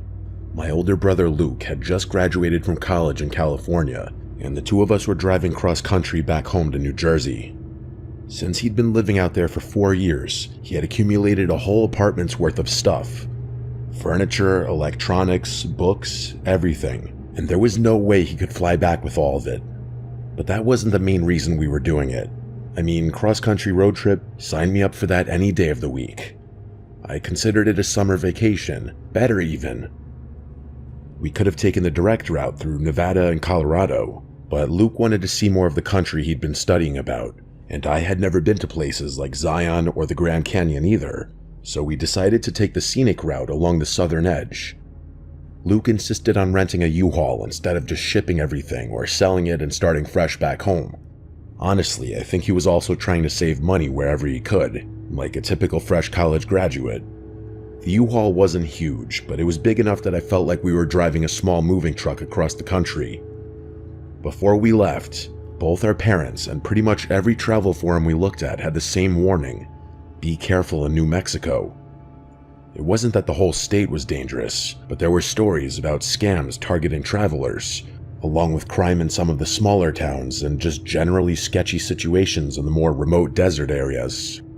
Our dad specifically told us not to stop there unless we absolutely had to, and if we did, to stick to major gas stations and get back on the highway as quickly as possible. Luke and I agreed that we'd just drive straight through New Mexico without stopping. We'd fill up in Arizona, drive through as fast as possible, and stop again once we hit Texas. It seemed like a reasonable plan. The first part of the trip was amazing. Zion was incredible, and the Grand Canyon was everything I'd hoped it would be. Driving through Arizona was actually really beautiful in a way I hadn't expected, but somewhere in the remote stretch of New Mexico, our plan fell apart. The U-Haul was getting worse gas mileage than Luke had anticipated, and the gauge was dropping faster than we'd calculated. In hindsight, it was probably a little naive to assume we'd be able to make it through the whole state without stopping. We started looking for the next gas station along the highway, but according to our GPS, it was still about 40 miles away. The gauge was already below a quarter tank, and Luke was getting nervous about whether we'd make it. He pulled over to check the map, and that's when we realized we didn't really have a choice. There was a small town about 10 miles ahead that showed up on the GPS as having a gas station. It wasn't ideal, but it was better than risking running out of gas in the middle of the desert. The town was tiny, probably no more than a few hundred people, if that. It had that weird stillness that some small desert towns have, like everyone's inside hiding from the heat even though it wasn't particularly hot that day. There were a few rundown buildings, a small main street, and not much else. We didn't see any other travelers or cars passing through, which felt strange since we were still relatively close to a major highway. The gas station was one of those generic places with a few pumps and a small convenience store attached. As Luke was filling up the tank, I noticed we were getting some odd looks from the few locals who were around. Nothing aggressive, just lingering stares that made me uncomfortable. There was this guy leaning up against the convenience store smoking a cigarette who I kept catching eyes with, and I had to physically force myself not to look at him. I told myself it was probably just because we were obviously not from there, and we were driving a U-Haul with California plates, but nothing happened. After Luke finished fueling up, I tried to navigate us back to the highway. That should have been the simple part. We could literally see the highway from certain intersections in the town, but every road we took seemed to lead us further away from it. It was the strangest thing. We'd drive toward where we knew the highway was, and the road would curve or dead end or just take us in the completely wrong direction. It was like the entire town was literally designed to inconvenience us, as ridiculous as that sounds. And before you ask why we weren't using the GPS, well, we were. Or at least we were trying to. But it wasn't helping. It was clear that Google hadn't updated that location in ages, because the map kept routing us to roads that didn't exist anymore, or were inaccessible entirely. And on top of all of that, the signal was practically non-existent out there, so it would go through cycles of brief connection followed by nothingness for minutes on end. We ended up driving around the same few blocks multiple times, and I was getting increasingly anxious. Luke was trying to stay calm, but I could tell he was frustrated too. It started feeling more and more unnatural, like there was something uninviting about that place that we were supposed to have stayed away from. I can't describe it, but that feeling of literally seeing the highway but never being able to actually reach it was just so bizarre and deeply unsettling. After another 20 minutes of driving in circles, Luke decided to go back to the gas station and just ask for directions the old-fashioned way. I begged him not to, but he practically yelled at me, saying we were literally trapped in the one place we were told to stay away from. I could tell he was pretty freaked out at that point, so I just kept my mouth shut. After returning to the gas station, he went inside while I waited in the van. When he came out, he had this worried expression on his face. He got in and said the guy working there had given him directions, but they seemed unnecessarily complicated. According to the clerk, we needed to drive 17 miles in the opposite direction from the highway through some desert back roads to eventually loop back to an on-ramp. I stared at him like he had lost his mind. In what world would we need to drive 17 miles in the wrong direction when we could see the highway from where we were sitting? I asked Luke what the guy was like, and he said he seemed friendly enough, but there was something off about how confident he was about the directions, like he was trying really hard to convince Luke that this roundabout route was the only way. Luke also mentioned that the clerk had been asking a lot of questions about where we were going and how long we would be traveling. Before I could even say it, Luke was like, "I don't trust it whatsoever. We need to get the hell out of here." He just started driving, and I didn't object. He eventually pulled over on a quiet side street to figure out what to do next. The GPS still wasn't functioning properly, and I felt myself beginning to hyperventilate. There was a little part of me that couldn't help but think something really terrible was about to happen. And then, as if on cue, a dusty pickup truck pulled up beside us. I felt my heart starting to race, and I looked over at Luke, who, from what I could tell, was already preparing to speed off should it come to that. The truck's window rolled down, and the guy asked Luke if we had broken down or were lost. Luke stared at the guy for a good few seconds before answering, clearly trying to gauge whether we were in danger or not. I sat there in the passenger seat trying to control my breathing. That's how freaked out I was. Had I been alone, I don't know what I would have done. After a tense few moments, Luke just said we were heading for the highway. He also described the route we were planning on taking to get there, which I realized were the directions the gas station clerk had given us. I didn't have the best view of the man from where I was sitting, but based on the tone of his voice, it sounded like he got really serious after hearing my brother speak. He asked us if we were crazy and said we should definitely not follow those directions. He went on to say that the route my brother had described would take us toward a really desolate area that was suspected to be a drug-running hotspot. Instead, he gave us alternate directions, then said it was a miracle we hadn't been robbed already, considering how clueless we were and how badly we stuck out, driving a U-Haul and all. Then, before we could even thank him, he drove off. Neither Luke or I said anything after that. Luke just started driving, following the man's directions. Sure enough, about a mile outside of town, there was this gravel road that was easy to miss if you weren't looking for it. It was the least intuitive, most convoluted highway entrance I'd ever seen, but after following the road for a good while, it did actually get us back onto the highway, and that was that. Luke and I talked a little bit about the whole thing, but I don't think either of us wanted to harp on it too much. We obviously laugh about it now, and our whole family knows the story and asks us to tell it every so often, but at the time, it was the most unsettling thing that's ever happened to us. I'll never forget that indescribable feeling of being there. It was like this mix of dread and anticipation and anxiety blended into one. My brother described it as a kind of breathless limbo, where you're not quite suffocating, but you can feel it coming. I never want to experience that again.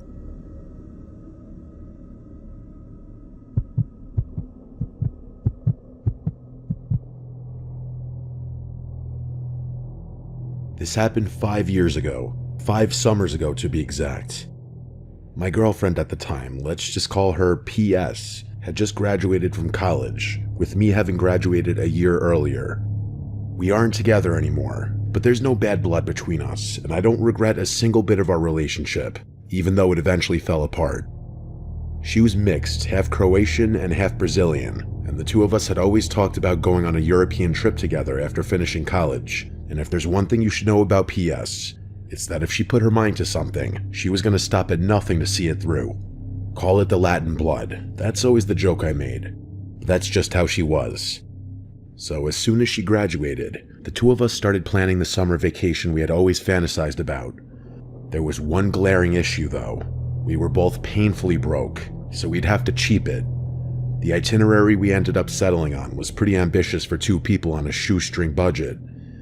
We'd spend a week in Croatia, finishing up with 2 nights in Rijeka, which was PS's grandparents' hometown. She had never been there before, but she'd grown up hearing stories about it from her grandmother, and I could tell she was excited to see where her family came from. Because we were trying to save every possible cent, we couldn't afford any of the nice hotels or even decent hostels. Instead, we ended up booking the cheapest Airbnbs and travel lodges we could find on short notice. I'm talking about places with 1-star reviews and photos that looked like they were taken with a flip phone. But we didn't care. We were just happy to be going. Zagreb and Dubrovnik were incredible, even on our tight budget. The cities were packed with tourists, which made it easy to blend in and find cheap food and free activities. But Rijeka was different. It's a port city on the northern coast, and while it's technically on the water, it's not exactly what you'd call a beach destination. More importantly, it definitely wasn't a popular tourist spot. Walking around, PS and I were clearly some of the only foreigners in the entire town. That should have been our first red flag, but honestly, we kind of loved it. PS speaks decent Croatian, not fluent, but enough to get by, and I was picking up bits and pieces as we went. We spent our first day just wandering around talking to locals, soaking up the authentic Croatian experience we couldn't get in the touristy cities. PS is one of those people who can strike up a conversation with anyone, and I'm pretty talkative myself, so we were having a blast just chatting with shopkeepers and random people on the street. Everyone seemed friendly enough, though I did notice we were getting some lingering stares. Not the usual curious looks you'd expect tourists to get. These felt different, like more intense, but PS didn't seem bothered by it, so I figured I was just being paranoid. On our second day, we decided to venture a little further from the city center to find somewhere authentic to eat lunch. PS had heard about this small restaurant area from someone at our Airbnb. Nothing fancy, just a local center that supposedly had amazing seafood restaurants. It was maybe a 15-minute walk from downtown through some residential streets that felt increasingly quiet as we got further from the main area. The restaurant itself was pretty nondescript, just a small building with a handful of tables inside, and a simple handwritten menu taped to the window. But the moment we walked in, I knew PS had been right about the food. The smell was incredible, and you could tell everything was fresh and homemade. We sat down at a table near the window and ordered way too much food. Grilled fish, some kind of seafood pasta, bread, and a bottle of local wine that cost about €3. I remember thinking we'd struck gold finding this place. The food was absolutely fantastic, better than anything we'd had in the touristy restaurants, and it was costing us practically nothing. At one point, I noticed that while we'd been eating, a group of 5 men had come in and sat down just 2 tables away from us. They looked rough, the kind of guys you'd cross the street to avoid in any country, but they were just sitting there eating, not really paying attention to us as far as I could tell. I was actually kind of surprised I hadn't noticed them earlier. I figured I had just been too distracted by how good the food was or too consumed in the conversation I was having with my girlfriend. I didn't think much of it and went back to eating, but I remember finding it kind of annoying how loudly they were talking. We were about halfway through our meal, just talking and enjoying ourselves, when PS suddenly went quiet. She was looking past me toward the back of the restaurant, toward those guys, and I could tell something had shifted in her expression. Before I could ask her what was wrong, she leaned across the table and said very quietly that we needed to leave right now. I whispered back, asking what she was talking about, but she was already reaching for her purse. She said she was serious, and there was something in her voice that told me I'd better listen. I still didn't understand what was happening, but she's not the type to panic over nothing. She speaks the language, she knew the culture better than I did. If she said we needed to get out of there was probably a good reason. I pulled out a handful of kuna bills and threw them on the table, way more than our meal costs, and I followed her toward the door. The whole time I was expecting her to explain, but she just kept walking faster, practically pulling me along by the arm. It wasn't until we were outside that I finally demanded to know what was going on. She looked back toward the restaurant and said she'd heard those men talking. They were discussing what they were going to do to us, to her specifically. Her voice was shaking a little, which scared me more than anything else. She said she heard them say they'd separate us first, and some guy named Luca would know what to do, whoever that was. She said some other things that I don't want to repeat, but the message was crystal clear. We needed to get back to the main part of the town ASAP. I told her they might have been joking, but she shook her head and said they weren't talking about things they wanted to do, but things they were going to do. She told me she got the impression that what they were discussing was routine as opposed to fantasy. I believed her. That's when I made the mistake of looking back toward the restaurant.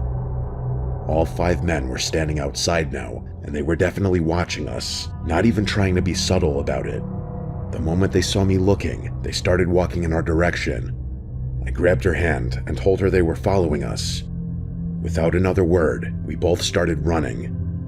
Not jogging, not walking fast, full-on sprinting back toward the city center. The problem was, we were a lot further from downtown than I'd realized, and the streets between us and safety were mostly empty residential blocks. I could hear footsteps behind us, and when I glanced back, all 5 men were chasing us now. They weren't even pretending anymore. They were just straight up pursuing us through the streets. It was downright terrifying. PS was in better shape than me, but I somehow managed to keep up. Probably because of adrenaline. We ran for what felt like forever, turning down random streets, hoping we were going in the right direction. Finally, after maybe 10 minutes of the most intense running of my life, we started seeing other people on the sidewalks and hearing traffic. The men stopped chasing us as soon as we hit the busy area. I looked back one more time and saw them just standing there, maybe 2 blocks behind us, watching us but not coming any closer. It was like they knew they couldn't do whatever they'd been planning once there were witnesses around. We were both completely out of breath and shaking from adrenaline. She was crying a little, though she was trying to hide it. I'd never seen her that scared before, and it made the whole thing feel even more real. We found a cafe in the main square and sat down, trying to process what had just happened. That's when this older Croatian guy at the table next to us, who must have overheard us talking in English, leaned over and asked if we were okay. When we explained what had happened, he just shook his head and called us idiots. Not in a mean way, but like he couldn't believe how naive we'd been. He said tourists shouldn't wander around alone in that part of the city, especially not obvious foreigners like us. Then PS described the restaurant we'd been to, and the guy's expression got even more serious. What he told us literally made me dizzy. He said we'd basically walked into a known hangout for local criminals, that the place was connected to some kind of organized crime group that operated in the area. He seemed genuinely concerned for us, like we'd narrowly avoided something really bad. I mentioned something about notifying local authorities, and he just laughed, but he didn't elaborate further. Then he paid for his coffee and promptly left the cafe. PS and I didn't linger much longer. We got up after catching our breath and headed straight back to our Airbnb. The rest of our trip was basically ruined. We were too spooked to leave our room except to grab food from places right in the city center. We spent our last day just sitting inside watching TV on my laptop and counting down the hours until our flight. Looking back, I'm incredibly grateful that PS had the presence of mind to get us out of there when she did. If she hadn't understood what those men were saying, or if she'd hesitated even a little bit, I don't know what would have happened to us. It's one of those experiences that makes you realize how quickly a normal day can turn into something genuinely dangerous, especially when you're in an unfamiliar place where you don't fully understand the local dynamics. I honestly still feel pretty stupid for being so casual in a foreign country. I know that's one of the most dangerous things you can do, especially if you look nothing like a local. We didn't talk much about the incident after we got home, but I know it affected both of us. PS had always been fearless about traveling and exploring new places, but I think that day in Rijeka changed something for her. Because it certainly did for me.